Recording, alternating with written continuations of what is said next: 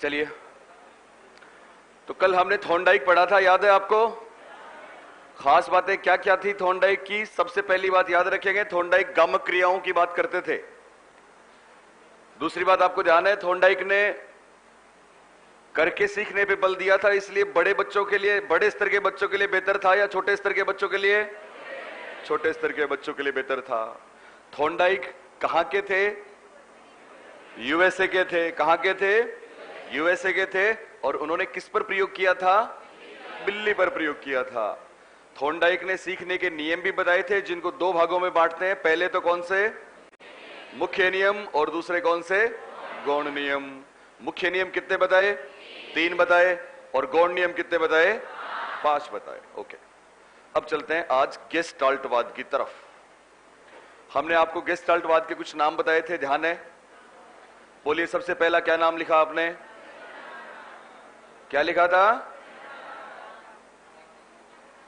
गेस्टाल्टवाद। गेस्टाल्टवाद लिखा था। दूसरा नाम क्या लिखा था? पूर्णाकार का सिद्धांत। तीसरा नाम क्या लिखा था? समग्रतावाद। अगला नाम क्या लिखा था? अगला नाम क्या लिखा था? एक और नाम बोलिए, एक और नाम। पूरे हो गए?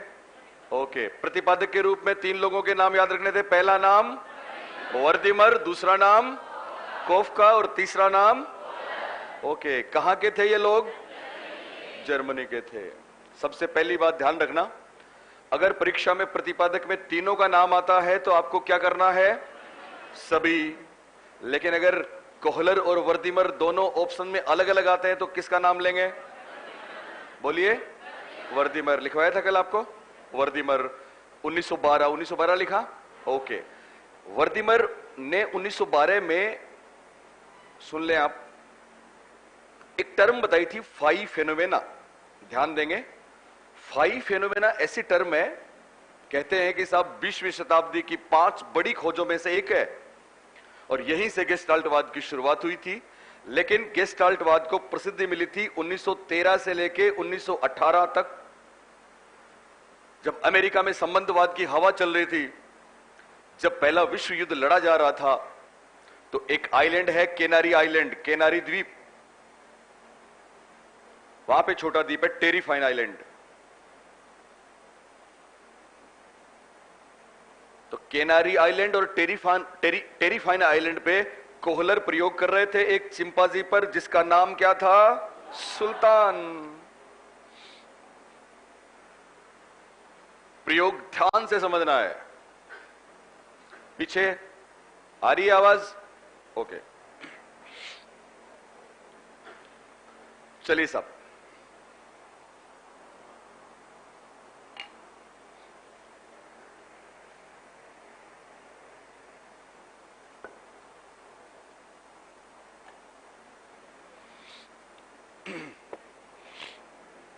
ओके, क्या प्रयोग था सुनना। थॉर्नडाइक सिद्ध कर चुके थे कि सीखने के लिए अभ्यास की जरूरत पड़ेगी, बार बार पुनरावृत्ति करनी पड़ेगी। गेस्टाल्टवादियों ने इससे आगे जाके अपने प्रयोग में यह सिद्ध किया कि साहब सीखना शारीरिक क्रियाओं का परिणाम नहीं है, बल्कि वो तो संज्ञानात्मक क्षमताओं का परिणाम है। पहली महत्वपूर्ण बात याद रखनी है, गेस्टाल्टवाद मानता है कि सीखना शारीरिक क्रियाओं का परिणाम नहीं है, बल्कि संज्ञानात्मक और मानसिक क्षमताओं का परिणाम है। इसके लिए उन्होंने क्या किया?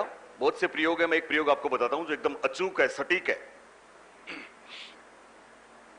कोहलर ने एक केबिन बनवाया साहब, केबिन, एक कमरा बनवाया। कमरा ऐसा है जिसकी दीवारें मेटल की हैं, जिसमें खिड़कियां नहीं है, दरवाजे नहीं है। इसका मतलब चढ़ने का कोई साधन नहीं है। मेटल की दीवारें हैं तो दीवारें चिकनी है, एक दरवाजा लॉक करने के बाद लेवल में आ जाता है। उस केबिन की दीवारें काफी ऊपर हैं, जैसे आप इस हॉल में बैठे हैं वैसे ऊपर दीवारें हैं, छत है, छत पे एक कुंदा लटका हुआ है, कुंदे पे केलों का गुच्छा लटका दिया। क्या लटका दिया? केलों का गुच्छा। उस कमरे में एक कोने में कुछ बॉक्सेस रखे हैं लकड़ी के, कुछ बॉक्सेस रखे हैं कमरे में, केलों का गुच्छा है, एक कैमरा लगा दिया। सुल्तान को अंदर छोड़ दिया, दरवाजा बंद कर दिया लेवल में, और कोई चीज नहीं है। बॉक्सेज, केले, कैमरा, सुल्तान। सुल्तान ने केलों को देखा। आप बताएंगे केले क्या हैं? यस, केले उद्दीपक हैं। और केलों को देखते ही पहली बात लागू होती है थॉर्नडाइक वाली। कौन सी? प्राणी का पहला रिस्पॉन्स अब्सोल्यूट फिजिकल होता है। यहां भी ऐसा ही हुआ। जैसे ही सुल्तान ने केलों को देखा, उसने पूरी ताकत से जंप लगाया, लेकिन वहां तक नहीं पहुंचा, वापस गिर गया। फिर जंप लगाया, फिर गिर गया। उसके बाद इधर से चढ़ने की कोशिश कर रहा है, कभी उधर से चढ़ने की कोशिश कर रहा है, फिसल गया। शारीरिक क्रियाएं कर रहा है, उछल कूद कर रहा है, कभी बॉक्सेस पे उछल रहा है, कभी इधर गिर रहा है, कभी उधर गिर रहा है, लेकिन शारीरिक क्रियाओं से मंजिल नहीं मिल रही। यहां उसको केले नहीं मिल रहे। मैं आपको समझाने के लिए एक बात बता रहा हूं, सुनना। कोहलर ने थॉर्नडाइक साहब को बुलाया और कहा कि देखिए हम बताते हैं सीखना क्या होता है। थॉर्नडाइक साहब आ गए, दोनों बाहर बैठ के स्क्रीन पे देख रहे हैं सुल्तान क्या कर रहा है। सुल्तान उछल कूद कर रहा है, थॉर्नडाइक मुस्कुरा रहे हैं। क्यों मुस्कुरा रहे हैं पता है? क्योंकि उनकी बात सही साबित हो रही है, फिजिकल रिस्पॉन्स हो रहा है। जब तक सुल्तान में एनर्जी थी तब तक वो उछल कूद करता रहा, लेकिन यहां उछल कूद से उसको केले नहीं मिले। और एक स्टेज ऐसी आती है कि वो बुरी तरह थक जाता है। एक तो वो भूखा था, ऊपर से जगह जगह उसको चोट लगी, उछल कूद करी, ऊपर से केले उसका मुंह चिढ़ा रहे थे। कुल मिला के सारी कायनात उसके खिलाफ थी, और इस माहौल ने उसको हताश, निराश कर दिया। वो निढाल हो गया और लगभग बेदम होके गिर गया। थॉर्नडाइक साहब ने कोहलर की तरफ देखा। कोहलर ने कहा wait and watch. Wait and watch, ये सुल्तान है। सुल्तान गिर तो गया, उसकी शारीरिक क्रियाएं नल एंड वॉइड तो हो गई, लेकिन उसकी नजरें केलों पे टिकी हैं।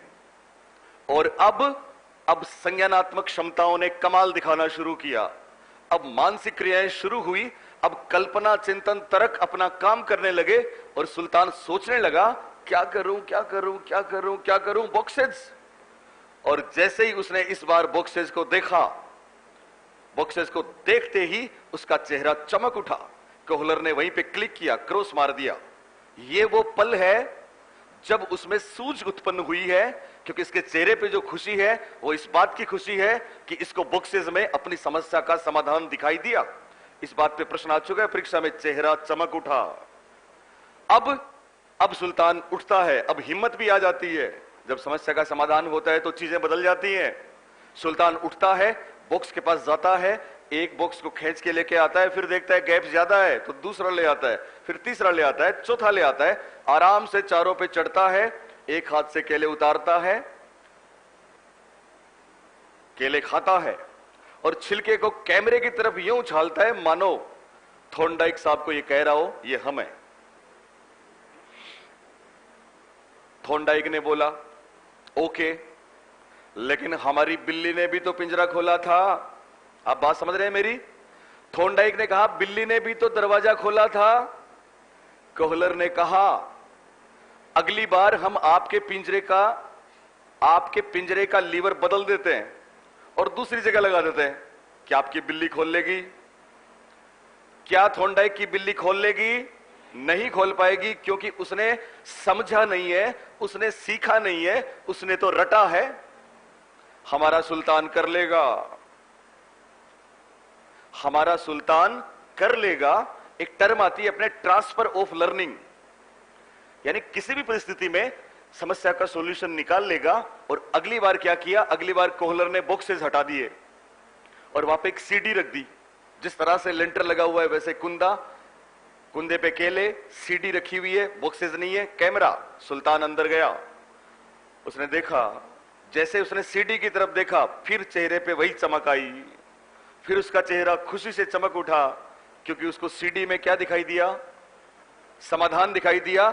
इस बार वो सीडी को उठाता है, वहां पे लगाता है, आराम से चढ़ता है, केले उतारता है, और फिर कैमरे की तरफ देखता है मानो ये कह रहा हो ये हम है। थॉर्नडाइक ने कहा इस कमरे से बाहर निकालो। कोहलर ने बोला ओके। अगली बार उन्होंने सुल्तान को एक पिंजरे में बंद कर दिया। पिंजरे के बाहर टेबल पे केले रख दिए, पिंजरे के अंदर एक छोटा लोहे का पाइप रख दिया, एक दूसरा पाइप जो उसमें फंस सकता है वो बाहर रख दिया। सुल्तान ने पाइप से केले को देखा, दूर है, चिंता, टेंशन। फिर जैसे ही दूसरे पाइप पे नजर पड़ी, चेहरा चमक उठा। उसने उसको पास लिया, दोनों को जोड़ा, केलों को खींच के लाया और फिर उनकी तरफ देखा। थोंडाइक ने कहा, कुछ ना कुछ तो आप सहारा देते हो, कुछ मत दो तब जाने। कोहलर ने कहा, यह सितम और सही। और इस बार सुल्तान को वापस उस केबिन में छोड़ दिया, ऊपर केले लटका दिए, कैमरा लगा दिया, ना कोई सीडी, ना कोई बॉक्स, ना कोई छड़ी। अकेला सुल्तान अंदर केलों को देख रहा है। आज उसने कोई शारीरिक क्रिया नहीं की, केलों को देख रहा है। और जैसे जैसे वक्त गुजर रहा है, उसके चेहरे पे शिकन की रेखाएं बढ़ रही हैं। वो निराश हो रहा है और लग रहा है मानो उसने बहुत थकान हो गई, मानो उसने बहुत मेहनत की है, हालांकि उसने कुछ नहीं किया। ये असर होता है मानसिक चीजों का, ये फर्क होता है शारीरिक और मानसिक या शारीरिक और संज्ञानात्मक क्षमताओं में। बहुत देर गुजरी, सुल्तान का उदास चेहरा, थका हुआ चेहरा। बहुत वक्त गुजर गया। उसके बाद थोंडाइक ने कहा, अब आप इसको संभाल के आओ, आज कुछ नहीं होगा, बात सुनना। जैसे ही कोहलर ने दरवाजा खोला, सुल्तान ने कोहलर को देखा। और जैसे ही सुल्तान ने कोहलर को देखा, सुल्तान का चेहरा फिर खुशी से चमक उठा। यह खुशी इसलिए नहीं थी कि कोहलर उसके परिचित थे, बल्कि यह खुशी इसलिए थी कि उसको कोहलर में अपनी समस्या का समाधान दिखाई दे रहा था। वो सामने आता है, कोहलर से हाथ मिलाता है, कोहलर को खींच के कुंदे तक लाता है और कोहलर के कंधे पे चढ़ जाता है, केला उतारता है, आराम से खाता है और फिर कैमरे की तरफ यूं उछालता है मानो थोंडाइक को कह रहा हो, ये हम हैं। बात समझ में आई? समझ में आई क्या? गेस्टाल्टवादियों के अनुसार सीखना शारीरिक क्रियाओं का परिणाम है या फिर मानसिक क्रियाओं का? मानसिक क्रियाओं से जब सीखते हैं तो किसी भी परिस्थिति में समस्या का समाधान निकालते हैं, चाहे वक्त लगे, लेकिन सॉल्यूशन होता है। क्या खास बात है गेस्टाल्टवाद की? लिखिए।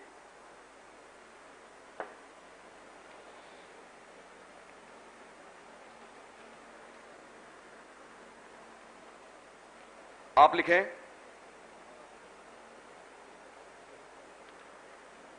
गेस्टाल्टवाद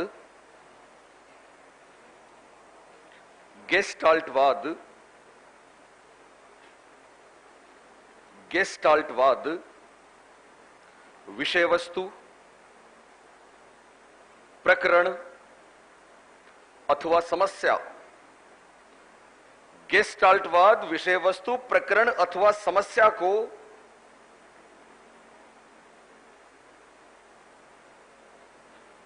समग्र रूप से, यह बहुत बड़ा टर्म है, समग्र रूप से इंग्लिश में लिखना है एज ए होल। गेस्टाल्टवाद विषय वस्तु, प्रकरण अथवा समस्या को समग्र रूप से, ब्रैकेट में आपने लिखा एज ए होल, देखने पर बल देता है। समग्र रूप से देखने पर बल देता है तथा गामक क्रियाओं के बजाय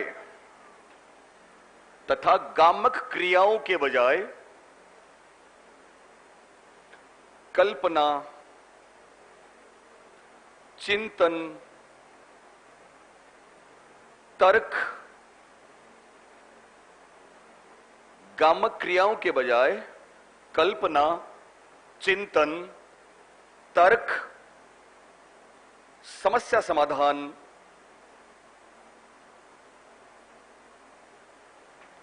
तथा प्रत्यक्षीकरण, इसको अंडरलाइन करना,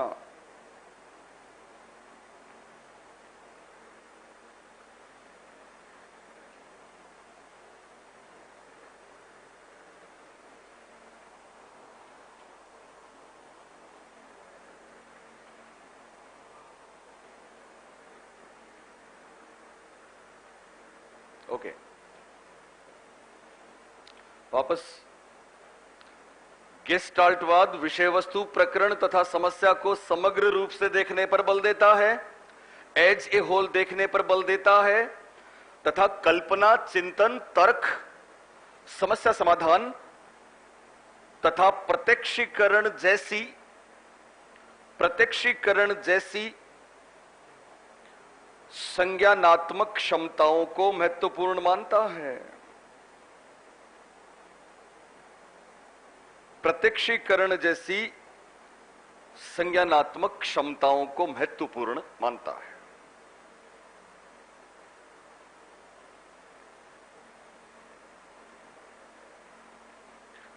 लिखा आपने,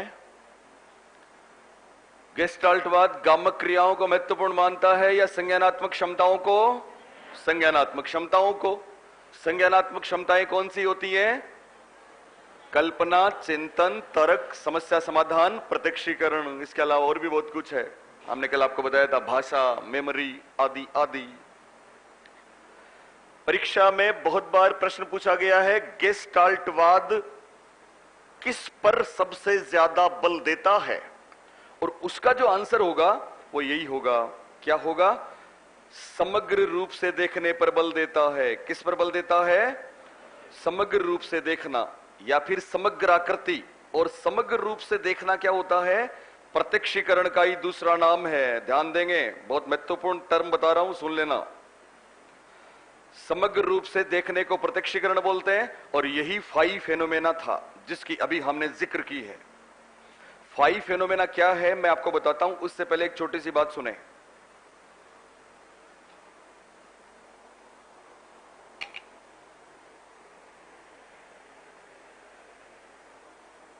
सुन रहे हो? आपने विलियम वुंट और टीचनर का नाम सुना है? कहां के थे? जर्मनी गए थे। उन्होंने पहली प्रयोगशाला बनाई थी, लिप्जिग में बनाई थी ना। विलियम वुंट और टीचनर ने मनोविज्ञान को चेतना का विज्ञान बताया था, मनोविज्ञान को प्रयोगात्मक विज्ञान का दर्जा दिलाया था। और विलियम वुंट और टीचनर ने, सुनना, एक विधि का प्रतिपादन किया था, अंतर्दर्शन। इसके अलावा विलियम वुंट और टीचनर की एक और खास बात है, और वो है, समझना आप इस बात को, उन्होंने संरचनावाद दिया था। कौन सा वाद दिया था? संरचनावाद। ध्यान देंगे, संरचनावाद बोलता है, संरचनावाद की थीम है, संरचनावाद अंशों को महत्वपूर्ण मानता है। किसको महत्वपूर्ण मानता है? अंशों को। और सदियों से संरचनावाद की यह बात पहले से चली आ रही थी, उन्होंने उसको वैज्ञानिक रूप दिया।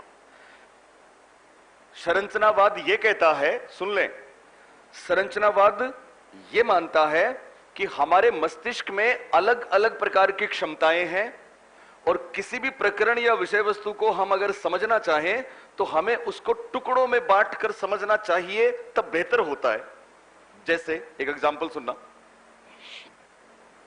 संरचनावाद कहता है कि आपको फ्लावर के बारे में, फूल के बारे में अगर किसी को बताना है तो आप उनको भूल के भी पूरा फूल एक साथ मत दिखाना। तो क्या करना है साहब? संरचनावादी कहते हैं कि पहले आप पंखुड़ी के बारे में अधिगम कराएं, उनको चित्र बनाएं, हाथ में दें, टच कराएं, जैसे भी आप बताएं। जब बच्चे पंखुड़ी के बारे में समझ लें तो फिर आप उनको डंठल के बारे में बताओ, क्योंकि पंखुड़ी को समझना एक दूसरे प्रकार की मानसिक योग्यता का काम है, और डंठल को समझना एक दूसरे प्रकार की मानसिक योग्यता है। जब बच्चे पंखुड़ी और डंठल को अलग अलग समझ लें तो फिर उन्हें आप रंग के बारे में बताओ, क्योंकि रंग को समझना एक दूसरे प्रकार की योग्यता का काम है। जब बच्चे इन तीनों को समझ लें, उसके बाद आप उन्हें खुशबू के बारे में बताओ, उसके बाद आप उन्हें खुशबू के बारे में बताओ, क्योंकि खुशबू को समझना एक दूसरे प्रकार की मानसिक योग्यता का काम होता है। जब चारों चीजों को अलग अलग समझ लें, उसके बाद आप उन्हें पूरा फूल दिखाओ, फिर वो अधिगम स्थायी होगा। ये विचारधारा थी संरचनावाद की। आपको बात समझ में आ रही है? आपने आज तक जो पढ़ाई करी है स्कूल में, ABCD सीखा, उसके बाद शब्द बनाया, उसके बाद सेंटेंस बनाया, वो सारा का सारा यही अंशों का काम था। आपको किसी गुरुजी ने अगर आपको पोइम पढ़ाई, पैराग्राफ पढ़ाया या पद्य पढ़ाया हिंदी में आपने कविता पढ़ी है, पद्य पढ़ा है, तो पहले दिन उन्होंने उसमें जो कठिन शब्द थे आपको वो बताए, वो समझाए, क्योंकि कठिन शब्दों को समझना एक दूसरे प्रकार की योग्यता का काम है। जब आपने कठिन शब्दों को समझ लिया, उसके बाद आपको दूसरे दिन उसमें संधि, समास, छंद, अलंकार जैसे व्याकरण के प्रयोग बताए होंगे, क्योंकि उनको समझना दूसरे प्रकार की योग्यता का काम है। जब आपने ये दोनों चीजें सीख ली, तो फिर तीसरे दिन हो सकता है आपको उस कविता में रसानुभूति और सौंदर्यभूति बताई गई हो। जब आपने इन तीनों चीजों को समझ लिया, तो फिर हो सकता है आपको उसका केंद्रीय भाव या भावार्थ बताया गया हो। क्यों? क्योंकि हर एक प्रकार की विशिष्ट योग्यता अलग विशिष्ट प्रकार की चीजों को समझने के लिए बनी है हमारे दिमाग में। ये बात कौन बोलते थे? संरचनावादी, जिनमें वुंट और टीचनर का नाम आता है। अब सुनना, गेस्टाल्टवादी संरचनावाद का विरोध करते हैं। गेस्टाल्टवाद संरचनावाद के खिलाफ है। क्यों? क्योंकि गेस्टाल्टवाद अंशों को महत्व नहीं देता, बल्कि किसको महत्व देता है? समग्र को महत्व देता है। एक प्रसिद्ध स्टेटमेंट है मैक्स वर्दीमर का, सुनो। मैक्स वर्दीमर कहते हैं, समग्र हमेशा अंशों के योग से ज्यादा होता है। समग्र हमेशा अंशों के योग से क्या होता है? ज्यादा होता है। और यही वो थीम थी, यही वो अवधारणा थी जिसको हम फाइव फेनोमेना कहते हैं, जिसको हम प्रत्यक्षीकरण कहते हैं, जिसको हम समग्र रूप से देखना कहते हैं। क्योंकि प्रत्यक्षीकरण का मतलब होता है समझना, और समझ में तभी आता है जब हम एज ए होल देखेंगे। क्यों? क्योंकि अंशों के जोड़ में तो वो बात है ही नहीं जो समग्र में है। सुन रहे हो आप लोग? क्या होता है प्रत्यक्षीकरण, क्या है फाइव फेनोमेना, और क्या होता है समग्राकृति? इसको समझने के लिए मैं आपके सामने 2 या 3 एग्जाम्पल रखता हूं, बहुत ध्यान से समझना।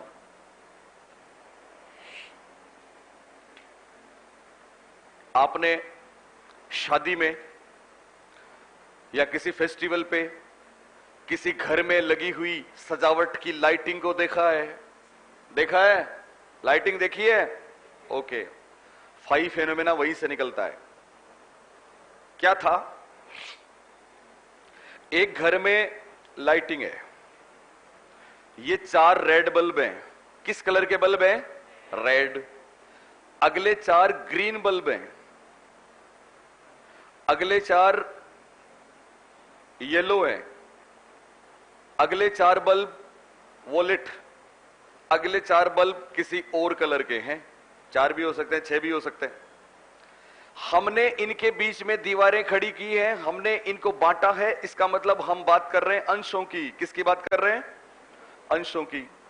आप दुनिया के सबसे बुद्धिमान इंसान को उनके सामने खड़ा कर दें और उसको बोलें कि ये 4 बल्ब देखो क्या दिख रहा है, वो उनको गौर से देखेगा, ध्यान से देखेगा, फिर आपको बोलेगा एक बार तो ऑन हो रहे हैं, एक बार ऑफ हो रहे हैं।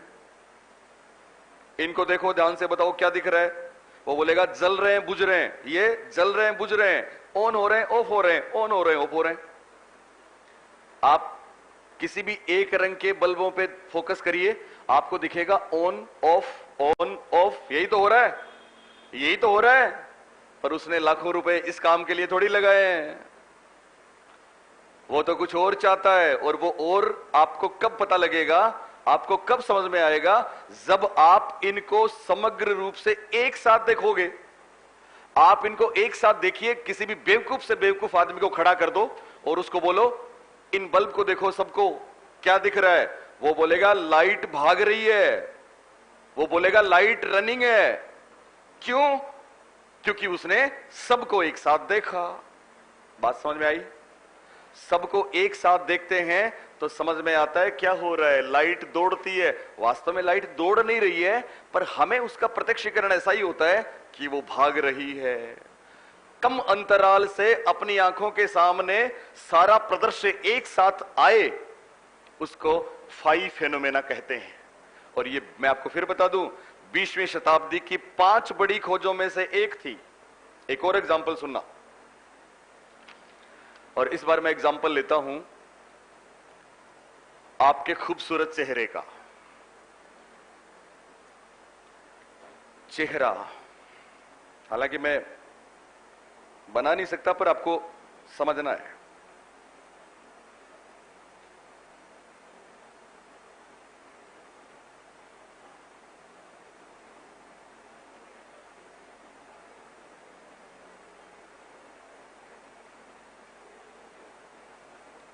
जो भी है, ये मेरे से कभी नहीं बनते, पर आप मान लें कि ये खूबसूरत चेहरा है। ओके?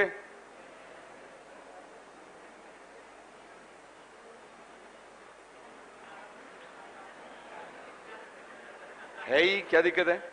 बोलिए, है कि नहीं? ओके, आप मान लें ये आपका खूबसूरत चेहरा है।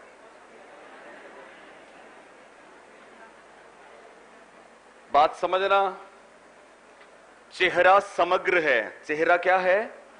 बोलिए, समग्र है। अब चेहरे में जितने अंश हैं, सुन रहे हो, जितने अंश हैं सबको हम अंशों के रूप में देखते हैं। आप आईज ले लें, आईब्रो ले लें, नाक ले लें, लिप्स ले लें, माथा, ठोडी, बाल, सब कुछ ले लो। चेहरे में जो भी है कुछ नहीं छोड़ना है, सबको हमने यहां लिख दिया। ये अंशों का योग है। इधर चेहरा है। आप मुझे बताएंगे, जब इसमें जो भी था सब यहां सामने है, क्या मैं इनके बीच में इज इक्वल टू का निशान लगा सकता हूं? जबकि यहां जो भी है सब यहां पे है, या यहां जो भी है सब यहां पे है। एक भी चीज इसकी गायब नहीं है, सामने है। और ये जो सारी चीजें हैं, इनका जोड़ यहां पे चेहरे के रूप में दिख रहा है। क्या मैं इज इक्वल टू ले सकता हूं? जवाब है नहीं, बल्कि मैथ्स का ये वाला सिंबल लेंगे। क्यों लेंगे? क्योंकि जो बात चेहरे में है वो अंशों के जोड़ में कभी नहीं हो सकती। कैमरा है अपने पास, आप उस चेहरे की बात करें। सबसे पहले आईज पे, आंखों पे ले गए। आंखों को जूम करके देखिए, बहुत ध्यान से देखिए, गौर से देखा आपने, देखा आंखों को? ओके, अब उसी चेहरे की आपको नाक पे ले जाते हैं, नाक, नोज। कैमरा उसी चेहरे की आंखें जो अभी आपने गौर से देखी थी, उसी चेहरे का नाक आपको दिखा रहा है, जूम करके देखा गौर से। अब उसी चेहरे के लिप्स पे कैमरा जा रहा है, पूरा जूम करके बड़ा करके आपको दिखा रहा है। ध्यान से देखिए, गौर से देखा, देखा कि नहीं? देखा। उसके बाद गालों पे, कान पे, बालों पे, हर जगह वो कैमरा बारी बारी से गया। चेहरे में जो भी था कुछ नहीं छोड़ा, सबको आपको दिखाया, और बहुत माइन्यूटली दिखाया। क्या आप बता सकते हैं वो चेहरा कितना सुंदर है?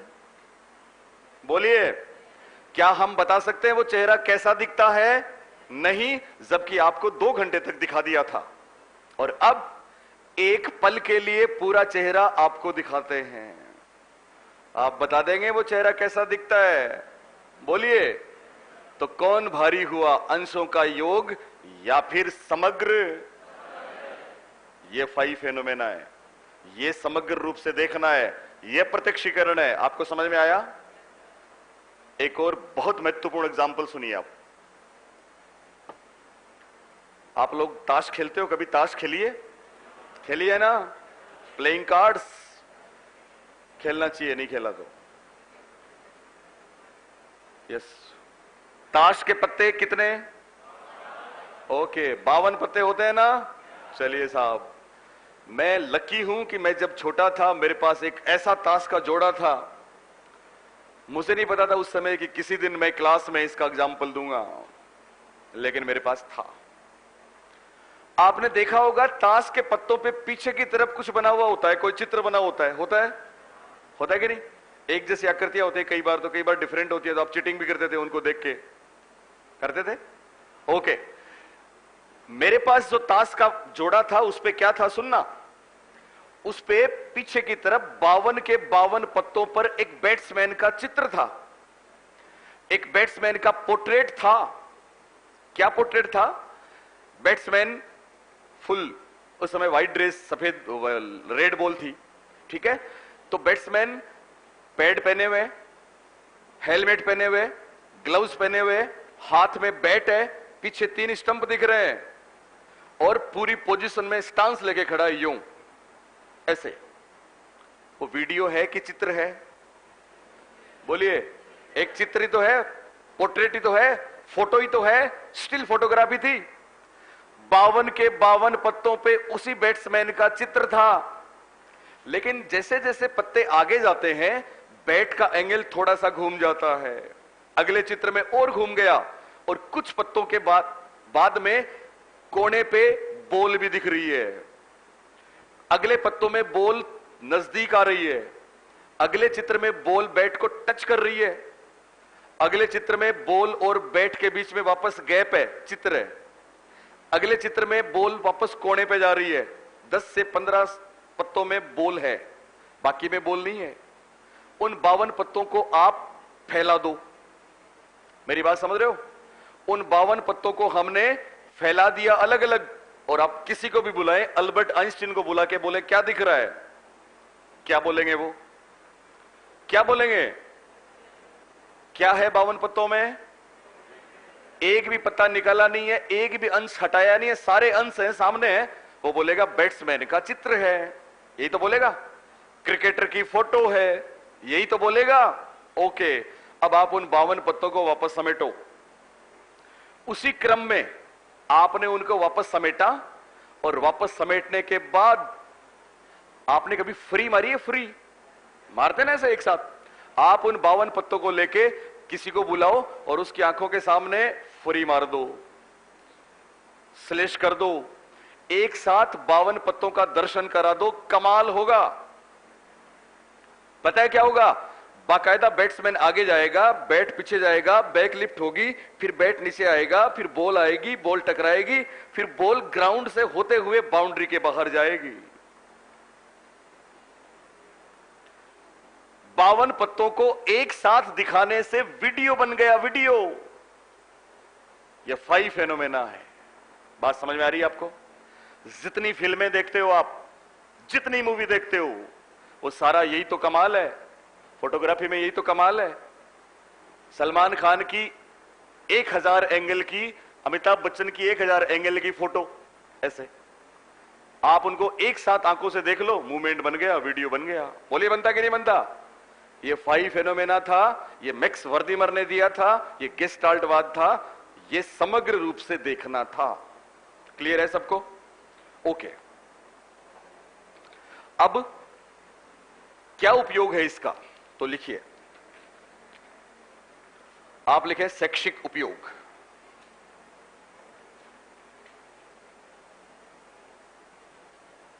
शैक्षिक उपयोग। और कुछ बेहतरीन शैक्षिक उपयोग जो बार बार परीक्षा में पूछे गए हैं। 1 नंबर पे लिखो, इकाई योजना, पाठ योजना तथा पाठ्यक्रम। इकाई योजना, पाठ योजना तथा पाठ्यक्रम की उत्पत्ति गेस्टाल्टवाद से हुई है।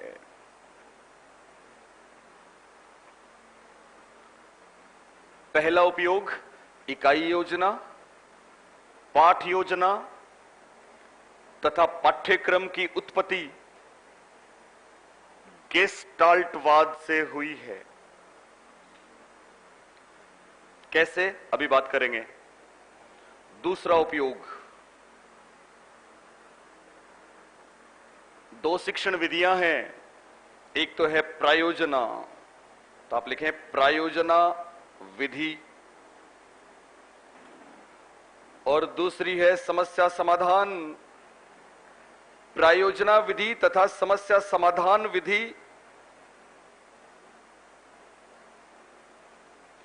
भी गेस्टाल्टवाद की देन है। प्रायोजना विधि तथा समस्या समाधान विधि भी गेस्टाल्टवाद की देन है। और तीसरी बात, 2 शिक्षण सूत्र हैं।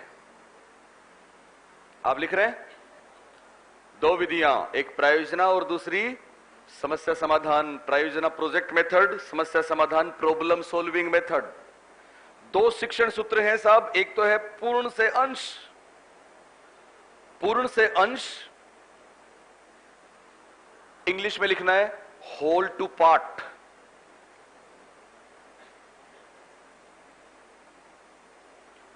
तथा स्थूल से सूक्ष्म। स्थूल से सूक्ष्म को इंग्लिश में याद है आपको? Concrete to abstract.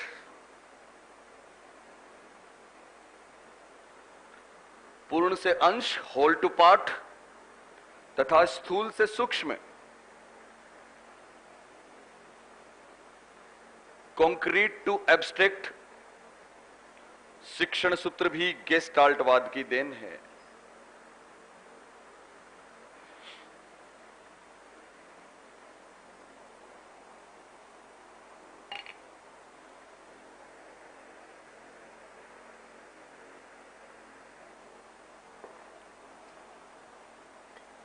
ओके,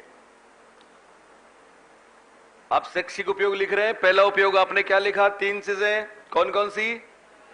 इकाई योजना, दूसरी पाठ योजना और तीसरा पाठ्यक्रम गेस्टाल्टवाद की देन है। दूसरा उपयोग है दो शिक्षण विधियां, पहली कौन सी और दूसरी समस्या समाधान विधि, गेस्टाल्टवाद की देन है। दो शिक्षण सूत्र, पहला कौन सा? पूर्ण से अंश को इंग्लिश में क्या बोलेंगे? Whole to part. और दूसरा कौन सा? स्थूल से सूक्ष्म को क्या बोलेंगे? Concrete to abstract. आपको पता है ना 21,000 की न्यूज आ चुकी है। आप जाग रहे हो कि सो रहे हो? आपको पता है ये क्या है? ये कल्याणकारी है, कल्याणकारी। बी अलर्ट, जल्दी गुड न्यूज आने वाली है आपके लिए। लेकिन ध्यान से, कैसा लगेगा जब चीजें आपको ये परीक्षा में मिलेंगी और कोई आपको बोलेगा आप तो उस समय सो रहे थे। Be alert. आपको पता है कितनी बार पूछा गया है इकाई योजना गेस्टाल्टवाद की देन है? क्यों? आपको पता है इकाई क्या है? क्या है इकाई? यस, इकाई अपने आप में समग्र है, क्योंकि एक जैसे कई प्रकरण मिलके एक यूनिट बनती है। बोलिए, बनती है। एक जैसे, अभी एचएम में एक बहुत शानदार प्रश्न आया था, ये वाली बात एचएम में आई थी। वो तो बहुत बार है, इकाई और पाठ और पाठ्यक्रम। लेकिन जो जो बहुत महत्वपूर्ण बात मैं बताने जा रहा हूं, सुनना। इकाई में एक जैसे कंसेप्ट एक स्थान पे रखे जाते हैं। आप स्कूल की किताबें देखिए, उनमें जो यूनिट बनाई गई है वो इसी को देख के बनाई गई है कि एक जैसे कंसेप्ट एक साथ हो जाएं तो ज्यादा बेहतर समझ में आए। आपको संधि पढ़ा रहा है कोई, वर्धी संधि पढ़ा दी, दीर्घ संधि पढ़ा दी, कोई स्वर संधि पढ़ा दी, व्यंजन पढ़ा दी, अलग अलग अंशों के रूप में पढ़ा दिया। सुन रहे हो?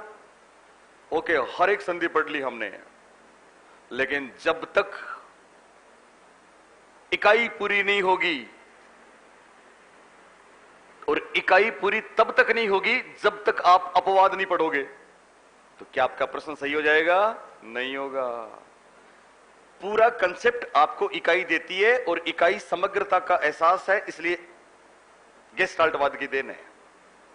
आप बोलेंगे साहब फिर पाठ योजना गेस्टाल्टवाद की देन कैसे हुई? बोलो बोलो। जो बात आई थी, इकाई समग्र है इसलिए गेस्टाल्टवाद की देन है, तो फिर पाठ योजना गेस्टाल्टवाद की देन कैसे है?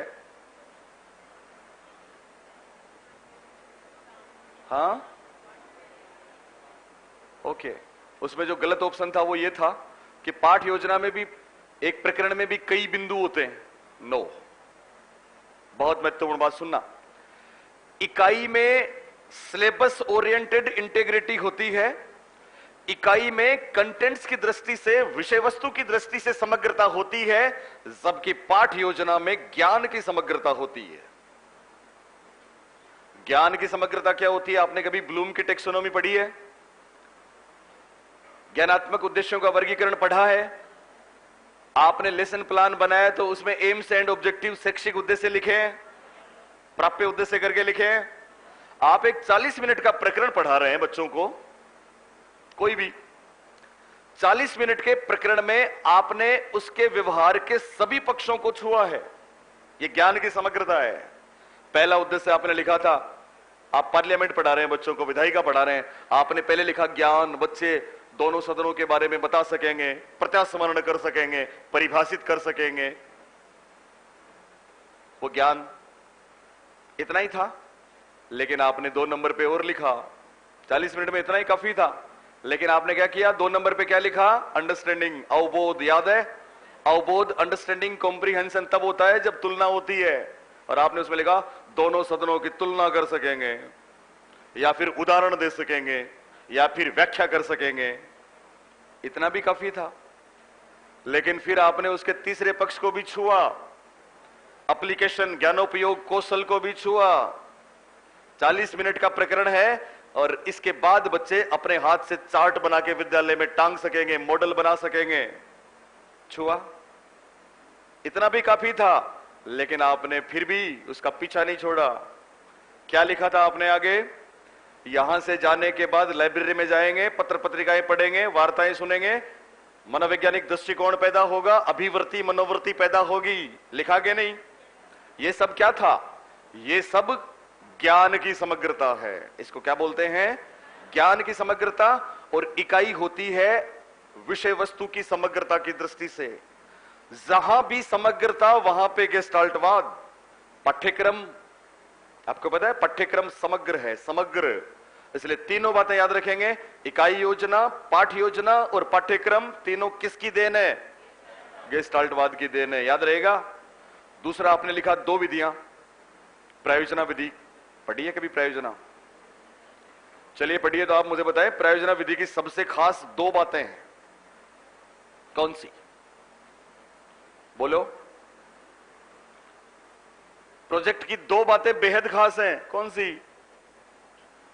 सुनो। एक तो आपने ये जरूर पढ़ा है कि प्रायोजना में करके सीखते हैं। पढ़ा है कि नहीं? यस, बिल्कुल लर्निंग बाय डूइंग होता है। और लर्निंग बाय डूइंग वाली बात थॉर्नडाइक ने बताई थी, इसलिए प्रायोजना पे थॉर्नडाइक का असर है। लेकिन इससे ज्यादा महत्वपूर्ण बात दूसरी है, जिसके लिए परीक्षा में प्रश्न आता है कि प्रायोजना कौन से मनोवैज्ञानिक संप्रदाय की देन है? जवाब है गेस्टाल्टवाद। आप बता सकते हैं वो कौन सी बात है? क्यों नहीं बता सकते आप? प्रायोजना, आपको पता है क्या होता है उसमें? एक छोटा सा एग्जांपल देता हूं। आपका टॉपिक है पौधों का विकास, सुन रहे हो? प्रोजेक्ट में आपका टॉपिक क्या है? पौधों का विकास। आप क्या करोगे? 2 मिनट में बताता हूं। आप पहला काम यह करोगे, बच्चों को, सबको, क्लास में 50 बच्चे, ओके हम पौधों का विकास करेंगे, देखेंगे, जानेंगे, चलिए क्लास से बाहर। पहला काम क्लास से बाहर ले गए। फिर आपने उनसे चर्चा की, क्या करें? बच्चों ने कहा सर भिंडी के पौधे लगा दो, किसने कहा फूल वाले पौधे लगा दो, किसने कहा वो लगा दो। आपने कहा ओके। उसके लिए क्या चाहिए? बच्चों ने कहा उसके लिए तो सीड चाहिए, जगह चाहिए। आप बोले चलिए पहले जगह लेते हैं। आपने अपने कैंपस में 40 बाई 40 की एक जगह तैयार की, बच्चों से तैयार करवाई, उसमें क्यारियां बनवाई, नाप के आपने वो काम किया। उसमें आपने बच्चों को आयत बता दिया, वर्ग बता दिया, परिमाप बता दिया, क्षेत्रफल बता दिया, प्रैक्टिकली नापना सिखा दिया, रेखागणित बता दी। पौधों का विकास करा रहे थे और क्या बता दी? रेखागणित बता दिया आपने। उसके बाद ओके तैयार, ओके। फिर कौन सा पौधा यहां लगेगा, इस पे चर्चा की, जलवायु में ले गए, ज्योग्राफी में ले गए, कौन सी खाद, कौन सा पेस्टिसाइड, कितना पानी, केमिस्ट्री में ले गए। उसके बाद चलिए पौधे लगाने के लिए क्या क्या चाहिए, बीज चाहिए, खाद चाहिए, वो चीजें लाते हैं। बच्चों ने कहा ओके। आपने कहा सब अपने अपने घर से पैसा लेके आओ। मैं प्रोजेक्ट मेथड पढ़ा रहा हूं, आपको सुनना। आपने बच्चों से पैसा मंगवाया और यह भी बोला हर तरह के नोट लेके आने। बच्चे अपने अपने घर से पैसे लेके आए। क्या किया पता है आपने? आप उनको साथ ले गए बैंक में, चलिए खाता खुलवाइए। आपने उनसे बैंक में खाता खुलवाया, डेबिट क्रेडिट कार्ड दिलवाया, पेटीएम दिलवाया, ऑनलाइन चीजें कैसे होती हैं वो आपने उनको बताई। क्या पढ़ा रहे थे? पौधों का विकास। क्या पढ़ा दिया? Banking system. एमएससी मैथ्स करने के बाद खेत में आपको कुछ नापना पड़े तो आप नाप नहीं पाते हो, क्योंकि आपने प्रैक्टिकल कुछ किया ही नहीं है। प्रैक्टिकल किया, मैथ्स पढ़ा दी, केमिस्ट्री पढ़ा दी, बैंकिंग बता दी। आप सोचिए कभी बैंक में हम जाते हैं तो ठगे से देखते रहते हैं, हम ग्रेजुएट पोस्ट ग्रेजुएट होते हैं। अगर 5वीं क्लास में कोई हमें खाता खुलवा देता, एटीएम डेबिट करा देता, तो कमाल होता कि नहीं होता? आगे बहुत लंबा है, शॉर्ट में बता रहा हूं, मेथड्स का मेरा काम नहीं है इसलिए नहीं बता रहा, फिर भी जो काम किया वो जरूर बता रहा हूं, वो जरूर बताऊंगा। प्रोजेक्ट में आपने किसी भी एक विषय से दूसरे विषय को कोरिलेट किया, सह संबंध बनाया, और आपने ज्ञान की समग्रता कायम रखी। प्रोजेक्ट ज्ञान की समग्रता पे आधारित है। प्रोजेक्ट किस पे आधारित है? ज्ञान की समग्रता पे आधारित है। और जहां समग्रता वहां गेस्टाल्टवाद। एनसीएफ 2005 कराएंगे आपको।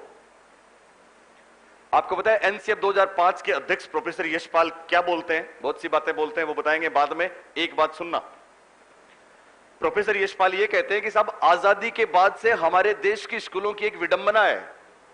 क्या विडंबना है? विडंबना यह है कि साहब यहां पे स्कूल की बात कर रहा हूं, यहां की बात नहीं कर रहा। विडंबना यह है कि साहब टीचर क्लास में आता है, मासूम बच्चे बैठे रहते हैं, वो उन पे सूचनाओं की बारिश करता है, बारिश करके चला जाता है। फिर कोई दूसरा टीचर आता है, वो सूचनाओं की बौछार करता है, मासूम बच्चा उन बौछारों में भीगता है, उसको कुछ समझ में नहीं आता, कुछ समझ में नहीं आता। क्यों नहीं आता? क्यों नहीं आता? इसलिए नहीं आता कि ज्ञान एक समग्र इकाई है, पर हमने उसको अलग अलग विषयों में बांट दिया। और खास बात, अलग अलग विषयों में बांटना जरूरी था, इसलिए बांटा, कोई बात नहीं, पर हमने उन विषयों के बीच में बड़ी बड़ी दीवारें खड़ी कर दी। और दीवारें भी ऐसी हैं जिनमें ना कोई खिड़की है, ना कोई झरोखा है। मतलब एक विषय का शिक्षक अपने विषय की चीज से दूसरे विषय में नहीं ले जाता, इसलिए बच्चे को कुछ समझ में नहीं आता। तो क्या करें? क्या करें कि जवाब में प्रोफेसर यशपाल ने एनसीएफ 2005 के उपसंहार में एक बात लिखी है, एक स्टेटमेंट दिया है। पता है वो क्या है? सुने। प्रोफेसर यशपाल ने यह लिखा है उसमें, आपको पता है एनसीएफ 2005 ये कई बार परीक्षा में आ चुका है। स्कूलों में कौन सी विधि लागू करने पे बल देता है? जवाब है 2 विधियां, दोनों, एक तो प्रयोजना और दूसरी समस्या समाधान। ये एनसीएफ की अवधारणा है, पूछा गया है परीक्षा में, एक बार नहीं 10 बार। क्या लिखा है प्रोफेसर यशपाल ने? सुनना क्या करना चाहिए साहब। प्रोफेसर यशपाल ने लिखा है कि विभिन्न विषयों के बीच की दीवारें इतनी नीची कर दें, विभिन्न विषयों के बीच की दीवारें इतनी नीची कर दें कि छात्रों को समग्रता से समझने वाली खुशी हासिल हो सके और उनका चेहरा उसी तरह चमके जैसे वर्षों पहले कोहलर के सुल्तान का चमका था। बात समझ में आ रही है? प्रायोजना किस पे आधारित? ज्ञान की समग्रता पे। किस पे आधारित? ज्ञान की समग्रता पे। यही समस्या समाधान है। इसलिए ये दोनों विधियां किसकी देन? गेस्टाल्टवाद की देन। 2 शिक्षण सूत्र हैं, पूर्ण से अंश। अभी हमने बात करी, संरचनावादी अंशों को महत्वपूर्ण मानते थे, गेस्टाल्टवादी क्या बोलते हैं? पहले पूर्ण, बाद में अंशों पे जा सकते हो। समझ में आ रही है? दूसरा, स्थूल से सूक्ष्म। स्थूल क्या होता है? बड़ा, ओके। और सूक्ष्म? आपको पता है हमने आपको एक नाम लिखाया था, सीखने का सूक्ष्म सिद्धांत। बोलिए, इसका नाम लिखवाया था एक, सीखने का सूक्ष्म सिद्धांत, या नहीं लिखाया? लिखवाया था ना? गेस्टाल्टवाद का एक नाम देखिए आप, सीखने का सूक्ष्म सिद्धांत लिखा है कि नहीं? लिखा है। चलिए बताए क्यों? अनिबडी, आप में से कोई मेरे को बताए, बहुत सीधी सी बात है कि गेस्टाल्टवाद को सीखने का सूक्ष्म सिद्धांत क्यों कहते हैं? सुनो, सुनना। स्थूल का मतलब बोलिए बड़ा। हालांकि बड़ा आपको नहीं बोलना चाहिए था, आप जीन पियाजे हमसे पढ़ चुके हैं, फिर भी मान लेता हूं। स्थूल का मतलब बड़ा। बड़ा तो कितना बड़ा? बड़ा तो इतना बड़ा जिसे हम देख सकें और छू सकें। सूक्ष्म का मतलब छोटा। तो कितना छोटा? कितना छोटा? जो ना दिखाई दे, जिसे ना हम छू सकें, जिसकी कोई मूर्त ना हो, जिसका कोई आकार ना हो। इसका मतलब जिसकी कोई मूर्त ना हो, जिसका कोई आकार ना हो, वो कल्पना है, वो चिंतन है, वो तर्क है, वो समस्या समाधान है, वो मेमोरी है, वो प्रत्यक्षीकरण है। सूक्ष्म का मतलब तमाम अमूर्त क्षमताएं। और अमूर्त क्षमताओं को क्या हम छू सकते हैं? क्या हम देख सकते हैं? नहीं। इस सिद्धांत में उन्हीं का योगदान है। चिंतन, कल्पना, तर्क, उन्हीं से समस्याएं सुलझती हैं।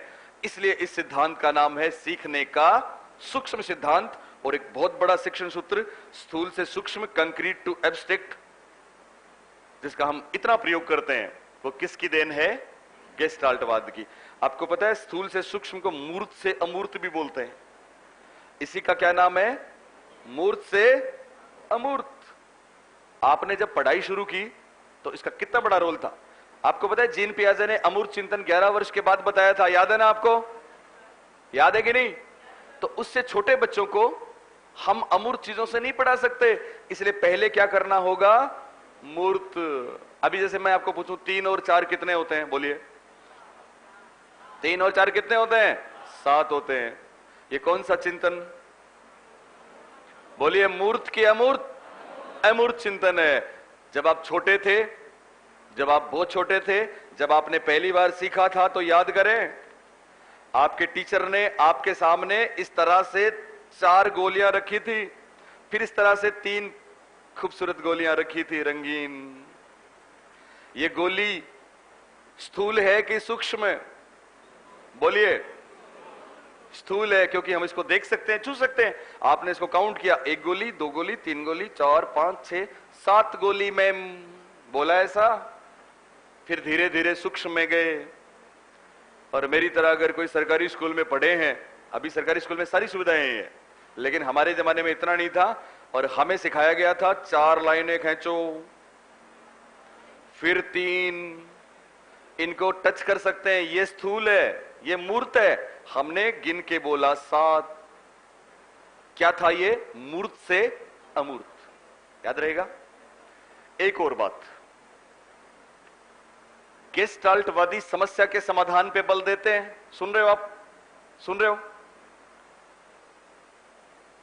उन समस्याओं में, उनके सॉल्यूशन में समय कितना लगता है? ज्यादा या कम? ज्यादा या कम? बिल्कुल ज्यादा। इस बात पे प्रश्न आया है। क्या है वो? चौथा उपयोग लिखो आप। चौथा उपयोग लिखें। आप लिखें गणित, विज्ञान एवं कंप्यूटर। गणित, विज्ञान एवं कंप्यूटर की ऐसी समस्याएं,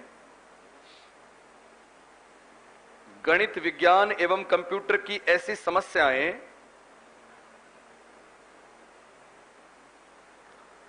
गणित, विज्ञान एवं कंप्यूटर की ऐसी समस्याएं जिन्हें शीघ्र हल करना, जिन्हें शीघ्र हल करना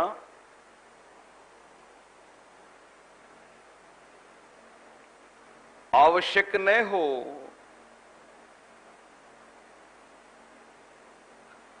गणित, विज्ञान एवं कंप्यूटर की ऐसी समस्याएं जिन्हें शीघ्र हल करना आवश्यक न हो,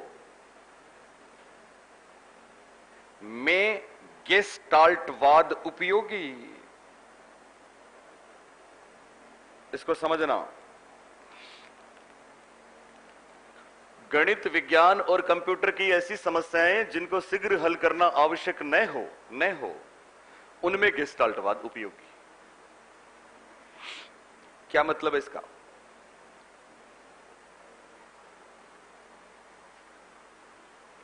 आपको सुन रहे हैं आप लोग? ओके।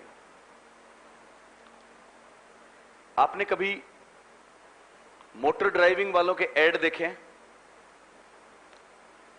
मेरे घर के सामने एक पर्चा लगा था और उस पे लिखा था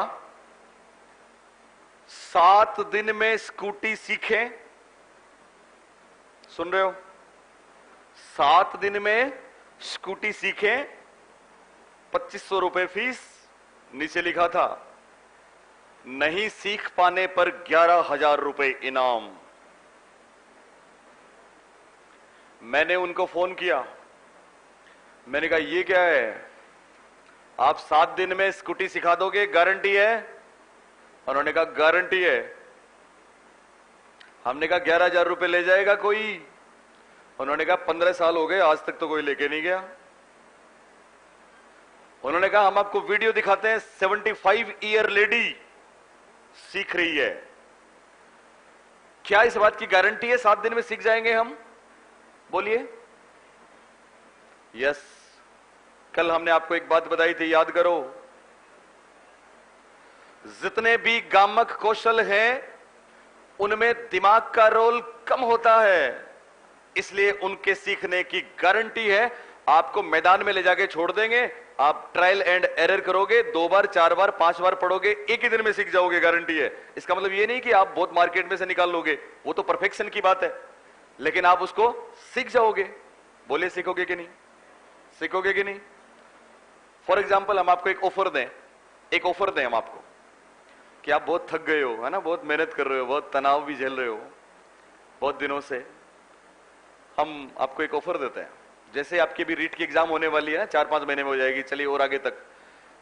क्योंकि एग्जाम होने के बाद फिर आपको थोड़ा टाइम मिलेगा, बाद में तो नौकरी करोगे, तो बीच में जो गैप आएगा उसमें हम आपको 7 दिन के लिए स्विट्जरलैंड घुमाने ले चलेंगे, फ्री ऑफ कॉस्ट। चलना चाहोगे? बोलिए। यस। लेकिन एक शर्त है,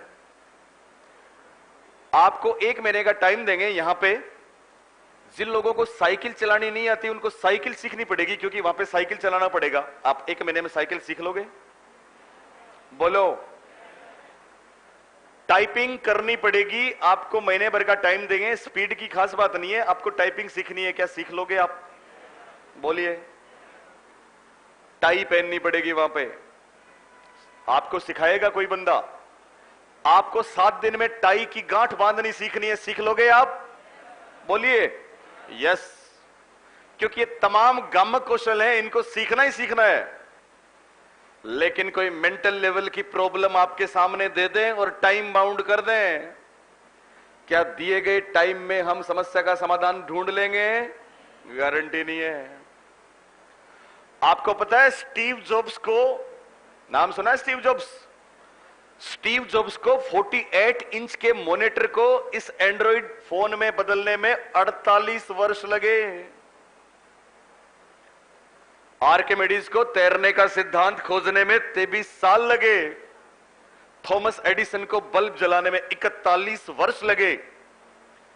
समय लगता है ज्यादा, लेकिन जिस दिन सॉल्यूशन होता है उस दिन मिलता है नोबेल।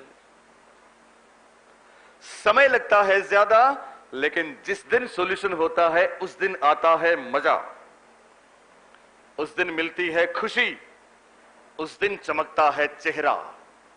इस बात पे प्रश्न आया है, क्या है? आप नोट करके लिखो एक बात। नोट।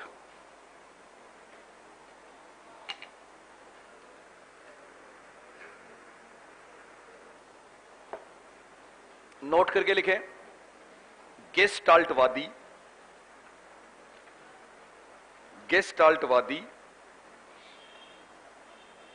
समस्या के समाधान को, आप लिख रहे हैं, गेस्टाल्टवादी समस्या के समाधान को आहा अनुभव, आहा एक्सपीरियंस की संज्ञा देते हैं।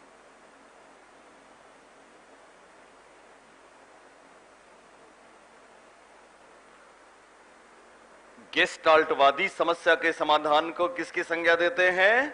आहा अनुभव की संज्ञा देते हैं। मैंने पा लिया, मैंने खोज लिया, मैंने जान लिया। और गेस्टाल्टवाद की आखिरी बात लिखें आप विशेष करके,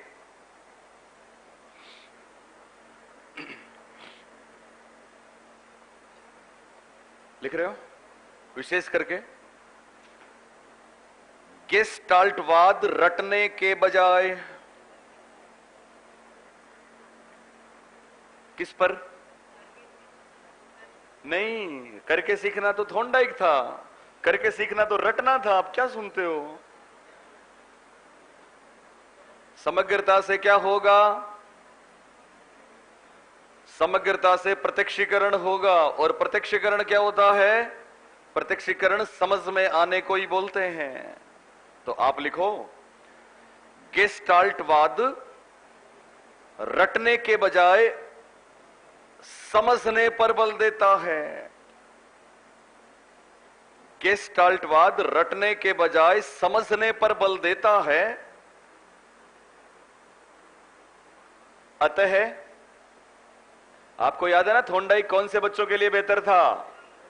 मंदबुद्धि और छोटे बच्चों के लिए, क्योंकि रटने का काम तो छोटे बच्चों का होता है, करके सीखना छोटे बच्चों का काम होता है, समझना बड़े बच्चों का काम है। बहुत बार आया परीक्षा में, आपने लिखा गेस्टाल्टवाद रटने के बजाय समझने पर बल देता है, अतः उच्च स्तर के लिए उपयोगी है।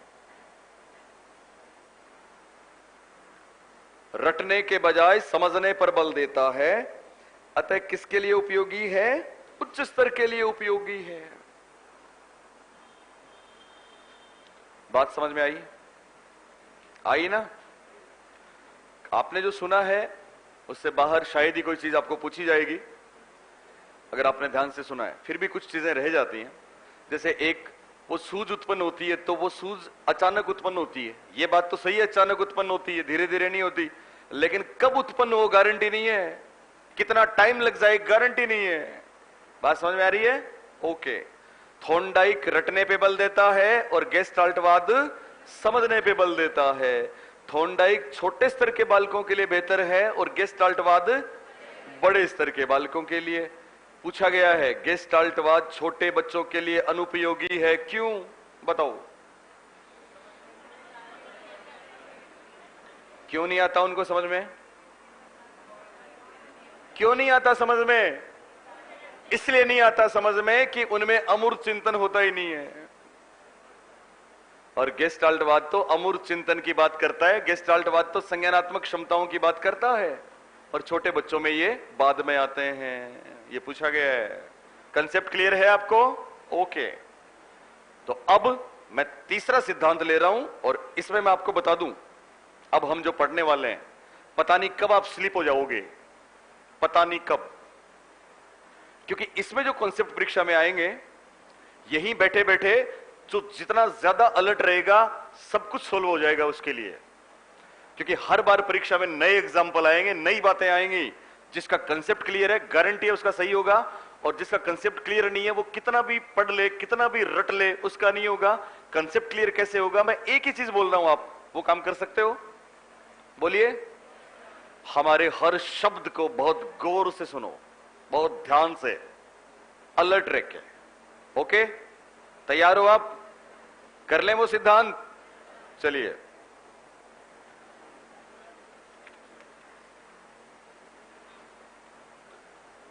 सबसे पहले नाम लिखेंगे, और आपको पता है वो सिद्धांत पावलोव का सिद्धांत है। कौन सा सिद्धांत है? पावलोव का। सबसे पहले नाम लिखो। सिद्धांत एक, नाम अनेक। पहला नाम आप लिखिए संबद्ध प्रतिक्रिया सिद्धांत। संबद्ध प्रतिक्रिया, मैं आपको फिर बता दूं, साइकोलॉजी में अनुक्रिया प्रतिक्रिया एक ही बात होगी।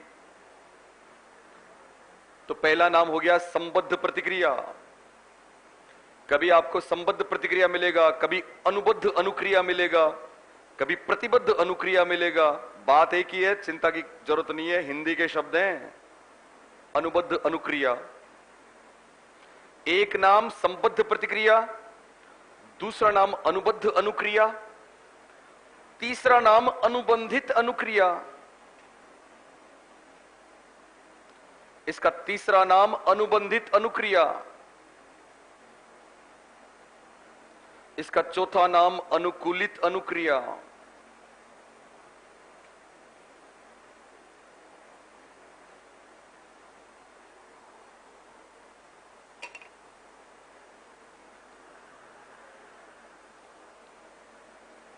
पहला नाम संबद्ध प्रतिक्रिया, दूसरा नाम अनुबद्ध अनुक्रिया, तीसरा नाम अनुबंधित अनुक्रिया, चौथा नाम अनुकूलित अनुक्रिया।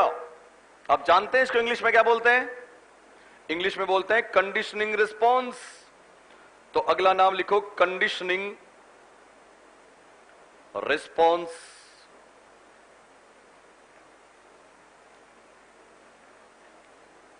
कंडीशनिंग रिस्पॉन्स को शॉर्ट में अब्रीवेट करके अगला नाम लिखो CR थ्योरी।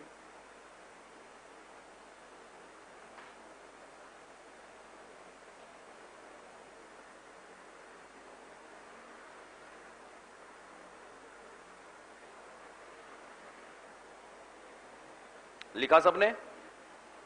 और करके अगला नाम लिखें। इसका एक और नाम है प्राचीन अनुबंध का सिद्धांत। प्राचीन अनुबंध का सिद्धांत या प्राचीन अनुबंध या प्राचीन अनुबंधन एक ही बात है, कोई भी नाम आ सकता है। प्राचीन के जितने नाम हैं वो सारे नाम आ सकते हैं, परीक्षाओं में बदल बदल के आए हैं। प्राचीन अनुबंधन, इसको परंपरागत अनुबंधन भी बोलते हैं। इससे पहले वाली रीट में आया था पारंपरिक अनुकूलन। तो ऐसा कोई भी नाम आए आपको समझ लेना है। पारंपरिक अनुकूलन, आप जानते हैं प्राचीन को शास्त्रीय भी बोलते हैं। तो और करके अगला नाम है शास्त्रीय अनुकूलन या शास्त्रीय अनुबंधन या शास्त्रीय अनुबंध, कोई भी नाम आ सकता है। आप जानते हो शास्त्रीय को इंग्लिश में क्या बोलते हैं? क्लासिकल बोलते हैं। Classical, classical, classical conditioning theory के नाम से आ चुका है। ऐसे लिखो इसको जैसे मैं लिख रहा हूं, क्लासिकल कंडीशनिंग। इंग्लिश में मैंने आपको दो नाम बताए हैं, एक था कंडीशनिंग रिस्पॉन्स और एक है क्लासिकल कंडीशनिंग।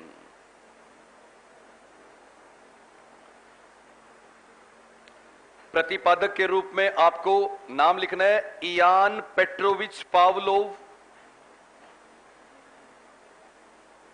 एक बार परीक्षा में यह हो गया था, कौन सा विकल्प सही है? चारों में पावलोव के नाम दे दिए, कहीं पे पेट्रोविच की जगह दूसरा लिख दिया, कहीं पे इयान की जगह लिख दिया। बेवकूफी भरा प्रश्न था, पर फिर भी पूछ लें तो हमें पूरा नाम ध्यान रखना है। इयान पेट्रोविच पावलोव कहां के थे पता है? ये रूस के थे। तात्कालिक सोवियत संघ था, सोवियत रूस था। एक और खास बात, पावलोव व्यवहारवादी थे। व्यवहारवादी। एक और खास बात, पावलोव को इस सिद्धांत पे नोबेल प्राइज मिला था। यह नोबेल प्राइज मिला था 1904 में। और एक और खास बात, पावलोव को यह नोबेल प्राइज मिला था फिजियोलॉजी में, न कि साइकोलॉजी में। यह प्रश्न पूछा गया है। साइकोलॉजी को इन्होंने बहुत कुछ दिया है, लेकिन जब इनको प्राइज मिला था, ये मनोवैज्ञानिक नहीं थे बल्कि फिजियोलॉजी के डॉक्टर थे। फिजियोलॉजी को हिंदी में कहते हैं शरीर शास्त्र। फिजियोलॉजी, फिजियोलॉजी, ध्यान देना इस बात पे। ओके,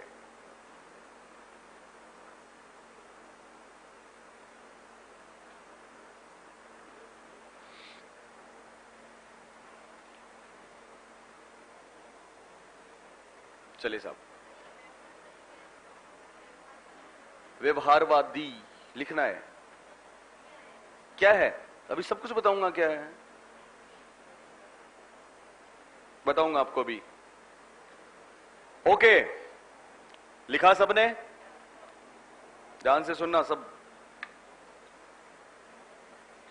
मनोविज्ञान का संप्रदाय है व्यवहारवाद। उसके बहुत से अनुयायी हैं, जिनमें वाटसन का नाम है, पावलो का नाम है, स्किनर का नाम है। इसके बाद हम स्किनर पढ़ेंगे। स्किनर भी व्यवहारवादी हैं, लेकिन स्किनर को मौलिक व्यवहारवादी माना जाता है। वो रेडिकल बिहेवियरिस्ट हैं। दोनों में बहुत फर्क है। फर्क पे जरूर प्रश्न आता है, वो बात मैं बाद में करूंगा, आप समझ लें इसको। सबने लिखा? चलिए आप मुझे बताएंगे, सब लोग पीछे तक। पहला नाम कौन सा? फिर क्या लिखा? लिख लो, बोलिए। पहला नाम संबंधनीय, संबद्ध प्रतिक्रिया। क्या है? संबद्ध प्रतिक्रिया। संबद्ध का मतलब होता है जुड़ी हुई। बोलिए पहला नाम क्या है? संबद्ध प्रतिक्रिया।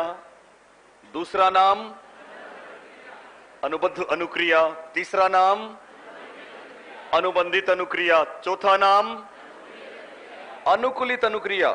पांचवा नाम कंडीशनिंग रिस्पॉन्स। शॉर्ट में क्या बोलेंगे? अगला नाम CR थ्योरी। एक और नाम प्राचीन अनुबंध के सिद्धांत का एक और नाम पारंपरिक अनुकूलन। एक और नाम शास्त्रीय अनुबंधन। एक और नाम क्लासिकल कंडीशनिंग। प्रतिपादक कौन है?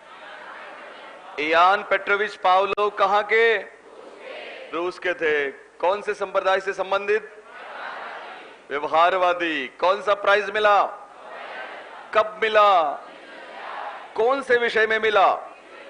फिजियोलॉजी। हिंदी में क्या कहलाती है? शरीर विज्ञान या शरीर शास्त्र। शरीर विज्ञान भी कहते हैं। ओके, अब सुने ध्यान से। पहले तो यह समझें आप कि व्यवहारवाद क्या होता है। सुनना, समझना। व्यवहारवाद ने हमें दो चीजें दी हैं। कितने चीजें दी हैं?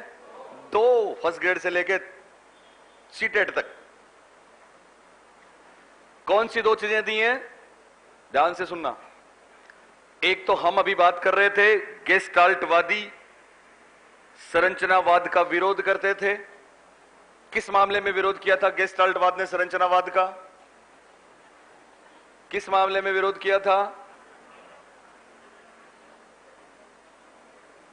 किस मामले में किया था? यस, संरचनावाद अंशों को महत्वपूर्ण मानता था और गेस्टाल्टवाद समग्र को महत्वपूर्ण मानता है। क्लियर?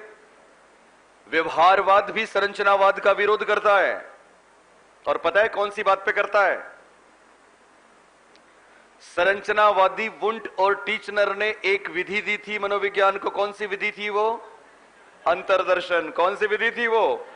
अंतर्दर्शन। व्यवहारवादी अंतर्दर्शन का विरोध करते हैं। अंतर्दर्शन का मतलब होता है खुद ही अपने बारे में हम चिंतन करें, मेडिटेशन करें, मनन करें, अपना मूल्यांकन खुद ही करें। एक मस्तिष्क दो काम करता है। व्यवहारवादी अंतर्दर्शन का विरोध करते हैं और अंतर्दर्शन के स्थान पे बही दर्शन को अपनाने पे बल देते हैं। बही दर्शन का ही दूसरा नाम अवलोकन विधि है। अवलोकन विधि या ऑब्जर्वेशन मेथड का ही नाम वस्तुनिष्ठ विधि है। इसलिए व्यवहारवादियों की एक बहुत बड़ी देन है वस्तुनिष्ठ प्रेक्षण या वस्तुनिष्ठ विधि या अवलोकन विधि या बही दर्शन विधि। याद रहेगा। लेकिन जो चीज ज्यादा महत्वपूर्ण है वो दूसरी है। दूसरी क्या है? सुने आप। सुकरात, प्लेटो, अरस्तु, ईसा से 500 साल पहले और उनसे भी पहले एक अवधारणा प्रचलित थी जिसका सब लोगों ने समर्थन किया। 20वीं शताब्दी तक उस अवधारणा ने धरती पर राज किया। और पता है वो अवधारणा क्या थी? वो अवधारणा थी, सुने, वो अवधारणा थी अंतर्निहित शक्ति। कौन सी अवधारणा थी? अंतर्निहित शक्ति की अवधारणा, इनबोर्न एबिलिटी की अवधारणा। अंतर्निहित शक्ति क्या बोलती है? अंतर्निहित शक्ति की अवधारणा यह है कि साहब इस दुनिया में जो भी बच्चा जन्म लेता है वो कोई न कोई अंतर्निहित शक्ति लेके पैदा होता है। हमको उसकी उस शक्ति को पहचानना है और उसी के अनुरूप उसको शिक्षा देनी है, तब तो होगा उसका विकास, नहीं तो नहीं होगा। बात समझ में आ रही है आपको? ये दूसरे शब्दों में मैं ये बोलूं, अंतर्निहित शक्ति की अवधारणा ये कहती थी कि वही डॉक्टर बनेगा जो जन्म से मेडिकल एबिलिटी लेके पैदा होगा,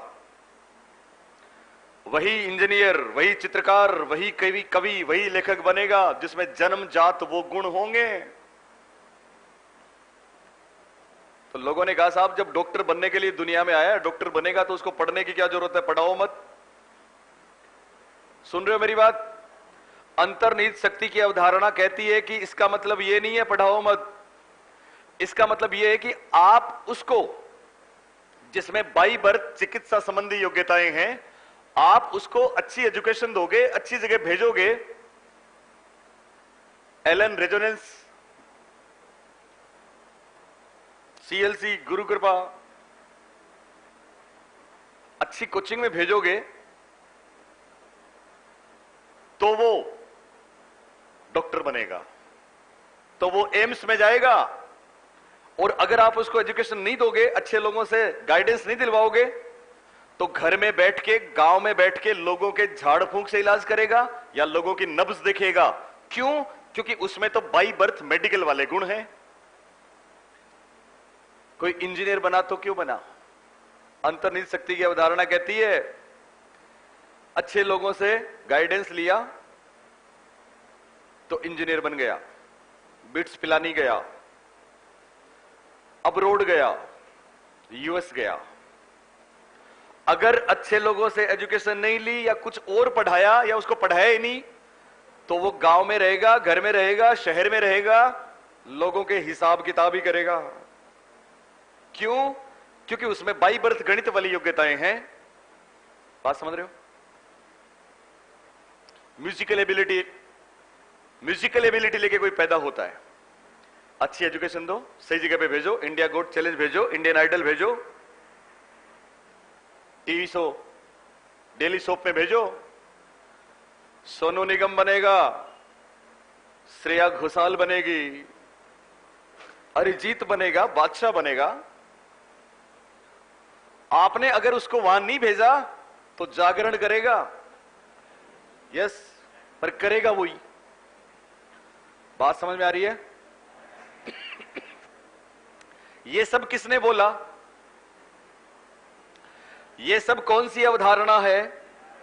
अंतर्निहित शक्ति की अवधारणा। बात समझ में आ रही है आपको? ओके। 20वीं शताब्दी में वाटसन, पावलोव, स्किनर जैसे शूरवीर हुए हैं जिन्होंने बोला साहब अंतर्निहित शक्ति जैसी कोई चीज नहीं होती। जन्म के समय सब बच्चे बराबर होते हैं। आपने एक नाम सुना होगा जॉन लॉक साहब का, जिन्होंने बोला था टेबुला रासा। क्या बोला था जॉन लॉक ने? टेबुला रासा। टेबुला रासा क्या होता है पता है? Blank slate. जब बच्चा पैदा होता है तो कोरी स्लेट है, कोरा कागज है, मोम की वो तख्ती है जिसपे हम जो चाहें वो आकृति उकेर दें। और व्यवहारवादियों ने यही बोला कि जन्म के समय सब बराबर हैं, हम जिसको जैसा वातावरण देंगे वो वैसा ही बन जाएगा। ये व्यवहारवादियों की बहुत बड़ी देन है।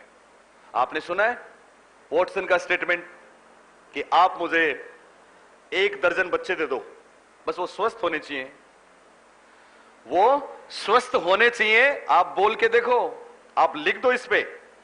आप कहोगे तो मैं उनको डॉक्टर, आप कहोगे तो इंजीनियर, आप कहोगे तो ब्यूरोक्रेट, आप कहोगे तो चित्रकार, आप कहोगे तो कवि, लेखक, फिल्मकार, आप कहोगे तो डाकू या भिखारी, कुछ भी बना दूंगा। बोलिए पॉसिबल है? पॉसिबल है, बिल्कुल है। आपने युवराज सिंह का नाम सुना है? जानते हो? जानते हो ना? ब्रॉड को याद है, वो 6 छक्के मारे थे। युवराज सिंह के फादर योगराज सिंह अपने जमाने के टॉप क्लास क्रिकेटर थे। उनको कभी भारतीय राष्ट्रीय टीम में जगह नहीं मिली। दर्द था। जिस दिन युवराज पैदा हुआ उस दिन कसम खाई, मैं नहीं गया लेकिन इसको भेजूंगा। और जब युवराज 6 महीने का था तो बैट पकड़ा दिया, कुछ नहीं करना, बैटिंग बैटिंग बैटिंग। रिजल्ट सामने है, 12 साल का हुआ तो बैट से बॉल लगती तो बाउंड्री के बाहर ही जाती। एक अकेला योगराज सिंह अगर किसी को ऐसा बना सकता है तो पूरी टीम क्या नहीं कर सकती। बात समझ में आ रहा है? ये व्यवहारवाद है। व्यवहारवाद किसी को कुछ भी बना सकता है। इसलिए दूसरी जो महत्वपूर्ण बात, एक मैंने आपको बताई, व्यवहारवादी वस्तुनिष्ठ प्रेक्षण या ऑब्जर्वेशन विधि के जनक है। दूसरी महत्वपूर्ण बात सुनना, ये जो आपने एग्जाम्पल सुना कि व्यवहारवादी वंशक्रम और वातावरण, क्या दोनों को महत्वपूर्ण मानते हैं या किसी एक को? चलिए आप मुझे एक बात बताएं, आप लोग कैसे हो? कैसे हो आप लोग? कैसे हो मतलब अच्छे हो वो नहीं, आप जैसे भी हो, कोई गोरा है, कोई काला है, कोई लंबा है ना, कोई छोटा है, कोई बहुत तेज है, कोई बहुत स्लो है, किसी के मन में जलन है, किसी के मन में प्यार है, कोई जाग रहा है, कोई सो रही है।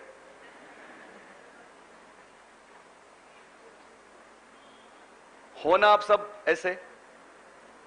अगर आपसे मैं पूछूं कि आप ऐसे क्यों हो, आप ऐसे क्यों हो, किसने बना दिया आपको ऐसा? जवाब है 2 चीजों ने।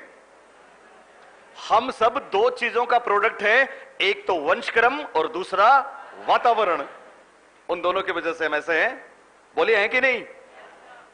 लेकिन सवाल उठता है, व्यवहारवाद किसको मानता है? वंशक्रम को या वातावरण को, या दोनों को मानता है या दोनों को नकारता है? जवाब है केवल और केवल वातावरण को मानता है। व्यवहारवाद वंशक्रम को नकारता है। व्यवहारवाद जीन्स में आने वाले गुणों को कोई अहमियत नहीं देता। बात समझ में आ रही है? परीक्षा में एक बात पूछी गई थी कि जन्म के समय सभी बच्चे, सुनना, जन्म के समय सभी बच्चे समान होते हैं। व्यवहारवादी इस अवधारणा का खंडन करते हैं या समर्थन करते हैं? बोलिए, समर्थन करते हैं। बात समझ में आई? दोनों बातें याद रहेंगी।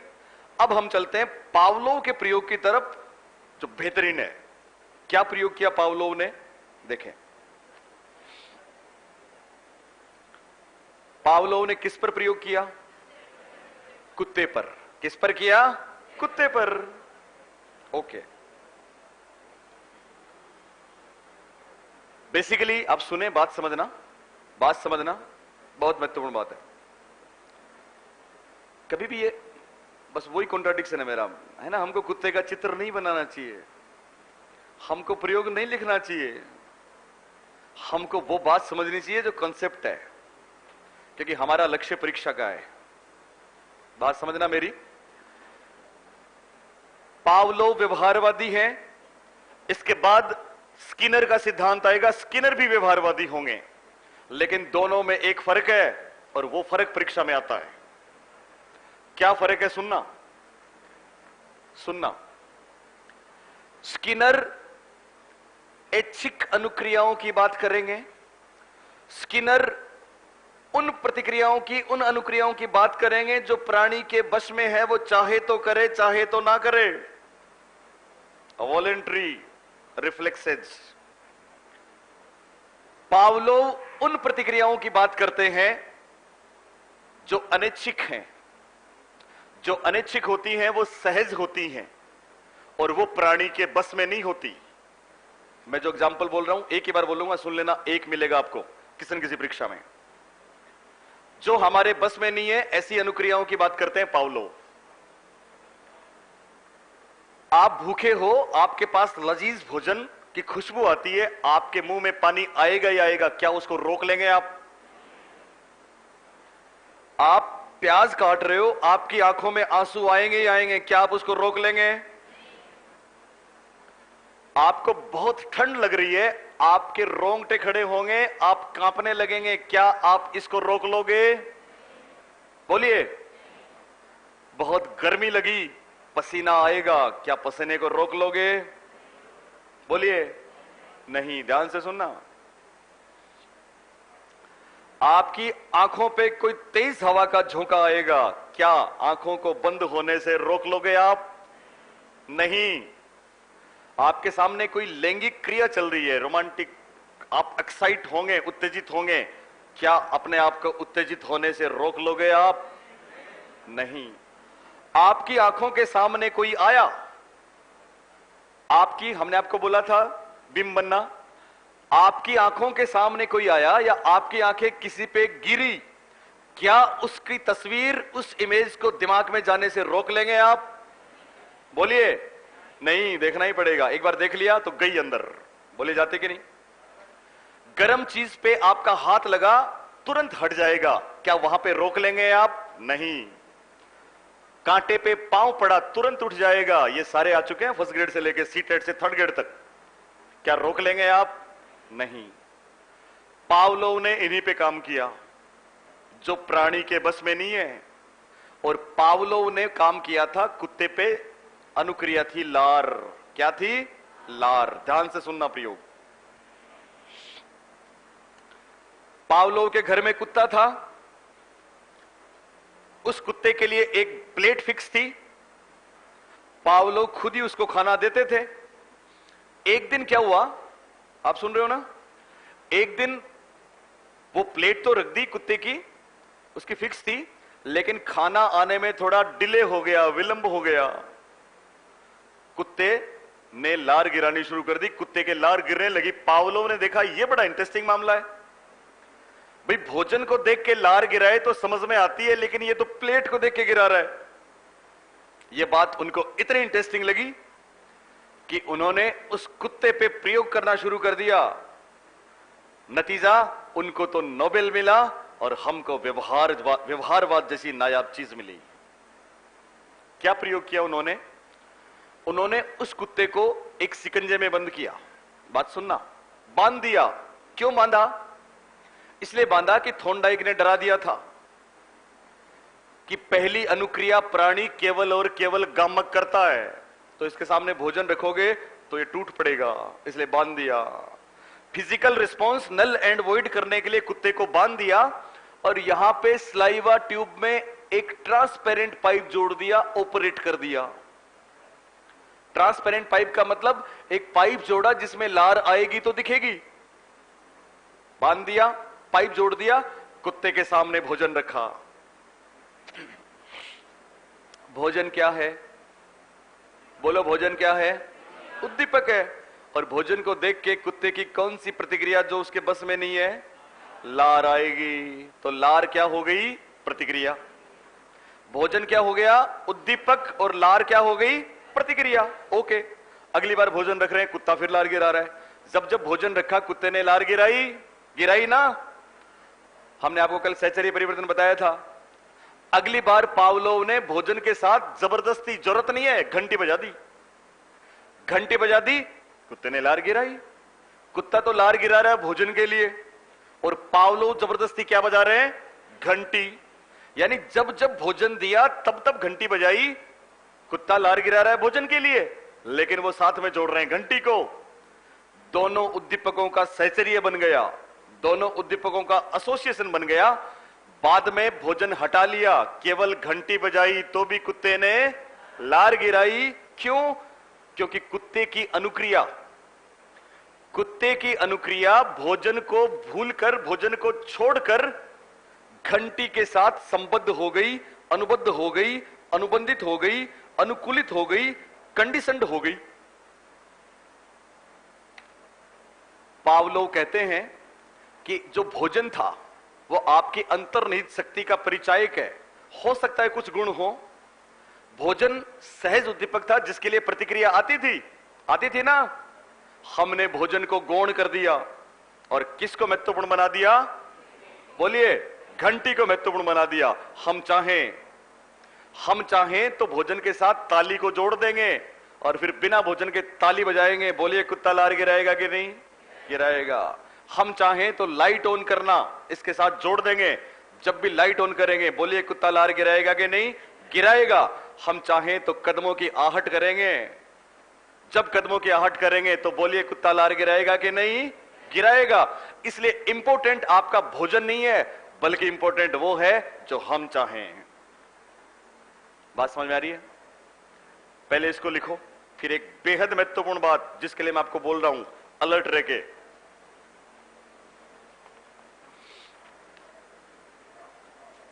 आप लिखें, पावलोव ने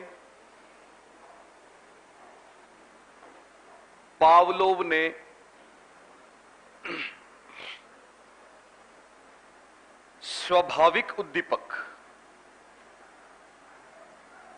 पावलोव ने स्वाभाविक उद्दीपक, आप बता सकते हैं ना स्वाभाविक उद्दीपक कौन सा था? भोजन या घंटी? भोजन। ब्रैकेट में लिख दो भोजन।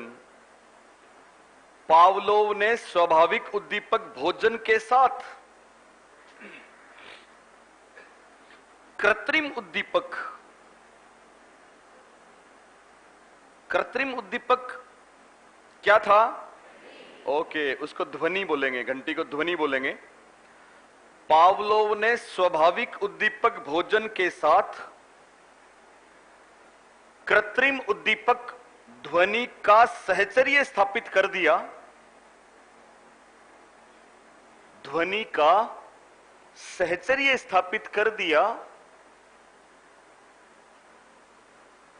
और सिद्ध किया। पावलोव ने स्वाभाविक उद्दीपक भोजन के साथ कृत्रिम उद्दीपक ध्वनि का सहचर्य स्थापित कर दिया और सिद्ध किया कि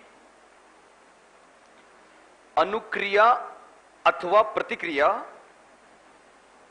और सिद्ध किया कि अनुक्रिया अथवा प्रतिक्रिया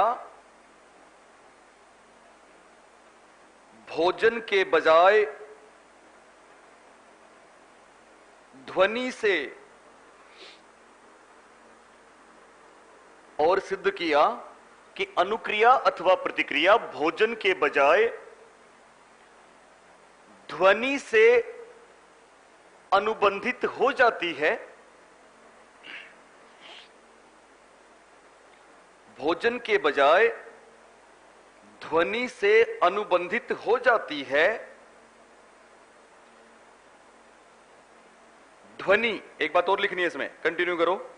आपने लिखा पावलोव ने स्वाभाविक उद्दीपक भोजन के साथ कृत्रिम उद्दीपक ध्वनि का सहचर्य स्थापित कर दिया, यानी दोनों को जोड़ दिया, और क्या सिद्ध किया कि अनुक्रिया या प्रतिक्रिया भोजन के बजाय किससे अनुबंधित हो जाती है? ध्वनि से अनुबंधित हो जाती है। ध्वनि वातावरण से उद्भूत है।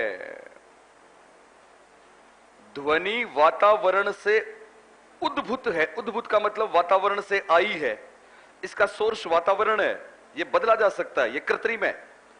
ध्वनि वातावरण से उद्भूत है।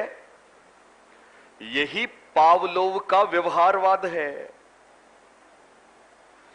ध्वनि वातावरण से उद्भूत है और यही पावलोव का व्यवहारवाद है। अद्भुत नहीं है, उद्भूत है। उद्भूत केम फ्रॉम एनवायरमेंट। ध्वनि वातावरण से उद्भूत है और यही पावलोव का व्यवहारवाद है। सबने लिखा? बोलो। अब वो बहुत महत्वपूर्ण बात, अब पता नहीं, ध्यान देंगे। आप में से कुछ बच्चे स्लिप होंगे। स्लिप इसलिए होंगे कि पता नहीं कब मेरे एग्जांपल्स आएंगे अभी जो परीक्षा में आए, पता नहीं कब छूट गए। ध्यान देना, ध्यान से गौर करोगे तो कोई भी स्लिप नहीं होगा, प्लीज। ओके, पहले आप देखें, बोर्ड पे देखें। देख रहे हो सब लोग? ओके। पावलोव ने जो प्रयोग किया उसके 3 चरण थे। कितने चरण थे? 3। मैं बाद में लिखवाऊंगा, अभी इसको देखें फिर एक साथ लिखेंगे, ठीक है ना। इसको मैं सिंपली ऐसे लिख सकता हूं, यहां पे उद्दीपक लिख सकता हूं और यहां पे अनुक्रिया या प्रतिक्रिया लिख सकता हूं। उद्दीपक स्टिमुलस है और अनुक्रिया रिस्पॉन्स है। बोलिए कोई दिक्कत किसी को? कोई दिक्कत नहीं है ना? ओके। पहला चरण उद्दीपक के रूप में पावलोव ने क्या दिया? भोजन। शाबाश। तो उद्दीपक के रूप में भोजन, प्रतिक्रिया के रूप में कुत्ते ने क्या गिराई? ओके, कोई दिक्कत नहीं है। ये लार भोजन के लिए आ रही है, उद्दीपक भोजन और प्रतिक्रिया लार। ओके। दूसरे चरण में पावलोव ने भोजन के साथ एक और उद्दीपक जोड़ दिया, ध्वनि। जोड़ा कि नहीं? जोड़ा। लेकिन भाई साहब के पास तो गिराने के लिए अभी भी लार ही है, प्रतिक्रिया लार।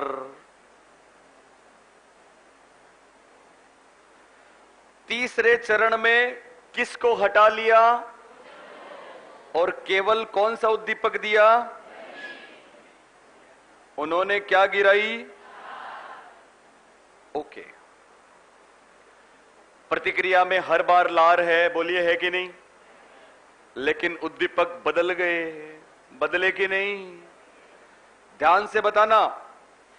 1 नंबर पे पावलोव ने भोजन रखा, कुत्ते ने लार गिराई। आप बताएंगे कि ये लार किसके लिए आई? किसके लिए आई? 2 नंबर पे पावलोव ने भोजन के साथ ध्वनि को दे दिया, दोनों को प्रेजेंट किया, कुत्ते ने लार गिराई। आपको बताना है इस बार ये लार किसके लिए आई? भोजन के लिए आई या ध्वनि के लिए आई या दोनों के लिए आई?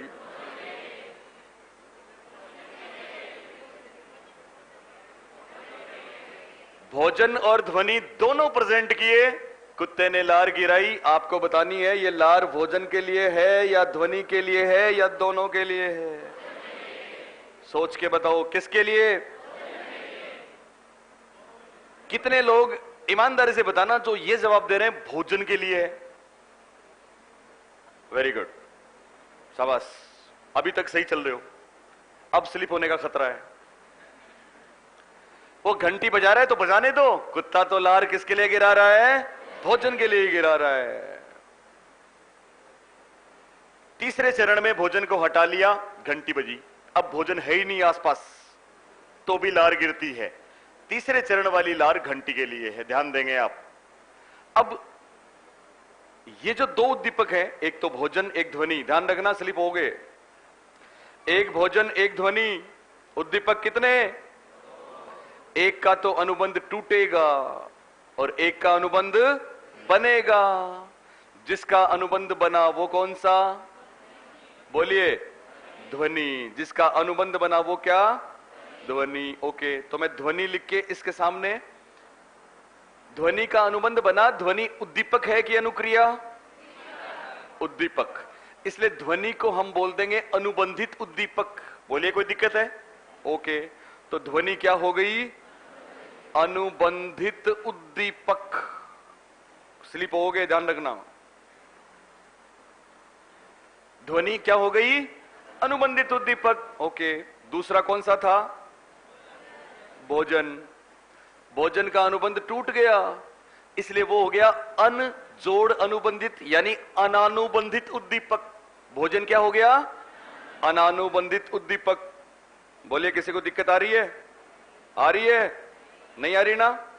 ध्वनि कौन सा उद्दीपक? कौन सा उद्दीपक? अनुबंधित उद्दीपक। और भोजन कौन सा उद्दीपक?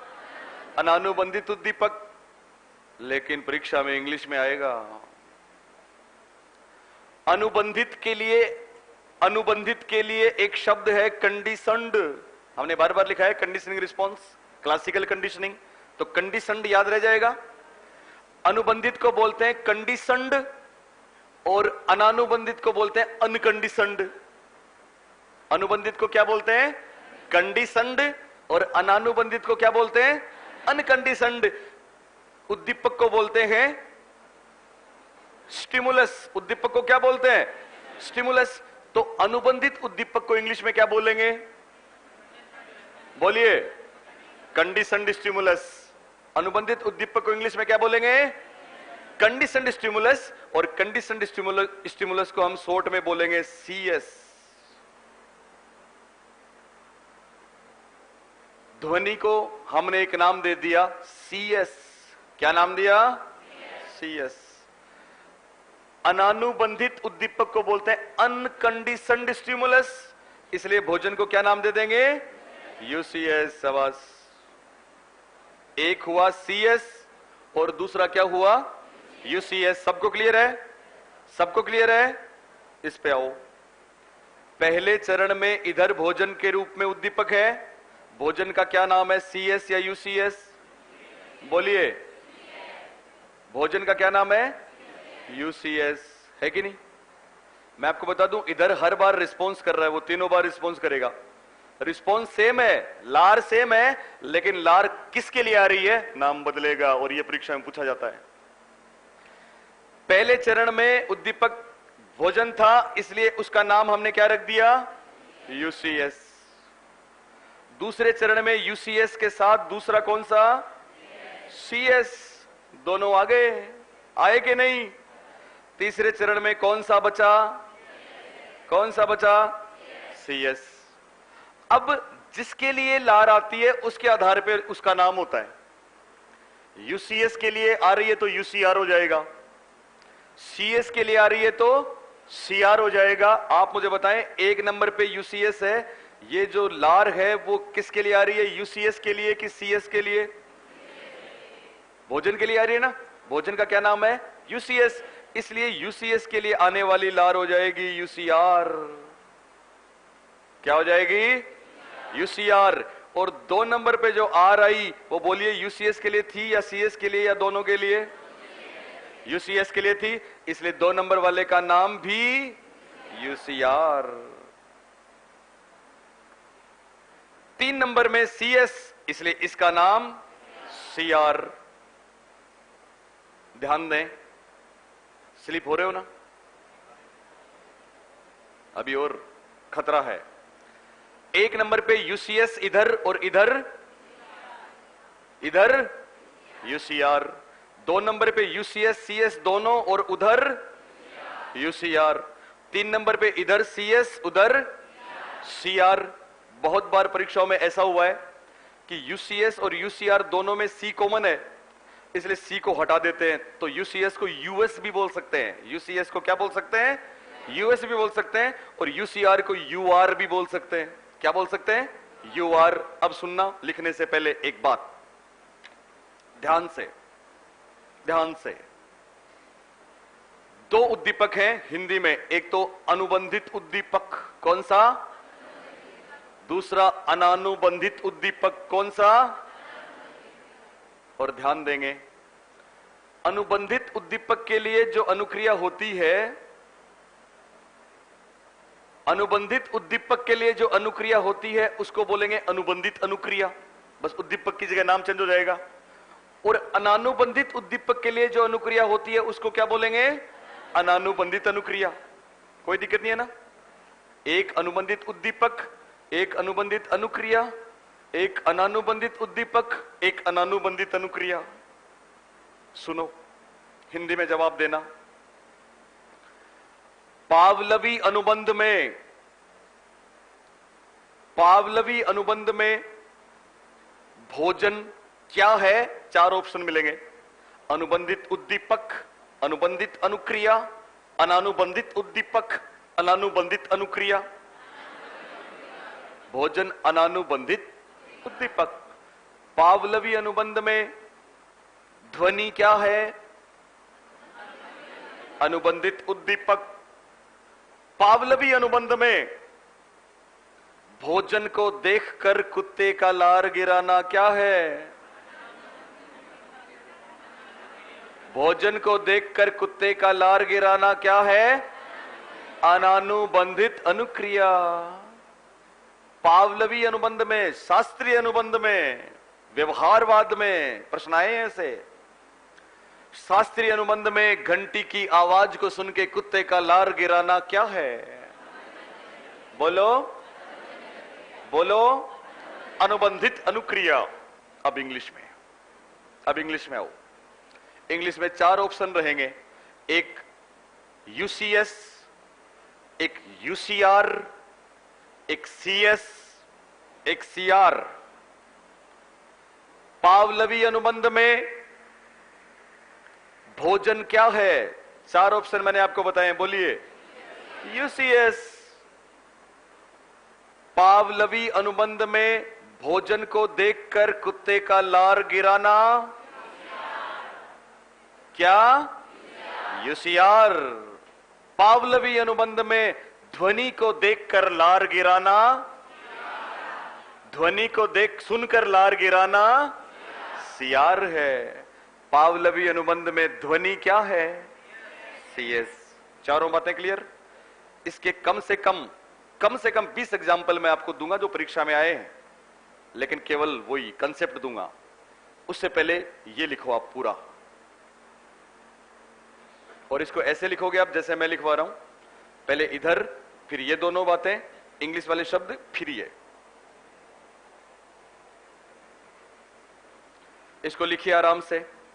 लिखने के बाद ब्रेक करेंगे, और ब्रेक के बाद फिर हम बेहतरीन चीजें करेंगे, मिलेंगे। इसको लिखिए, इसको मिस नहीं करना है, पूरा लिखना है।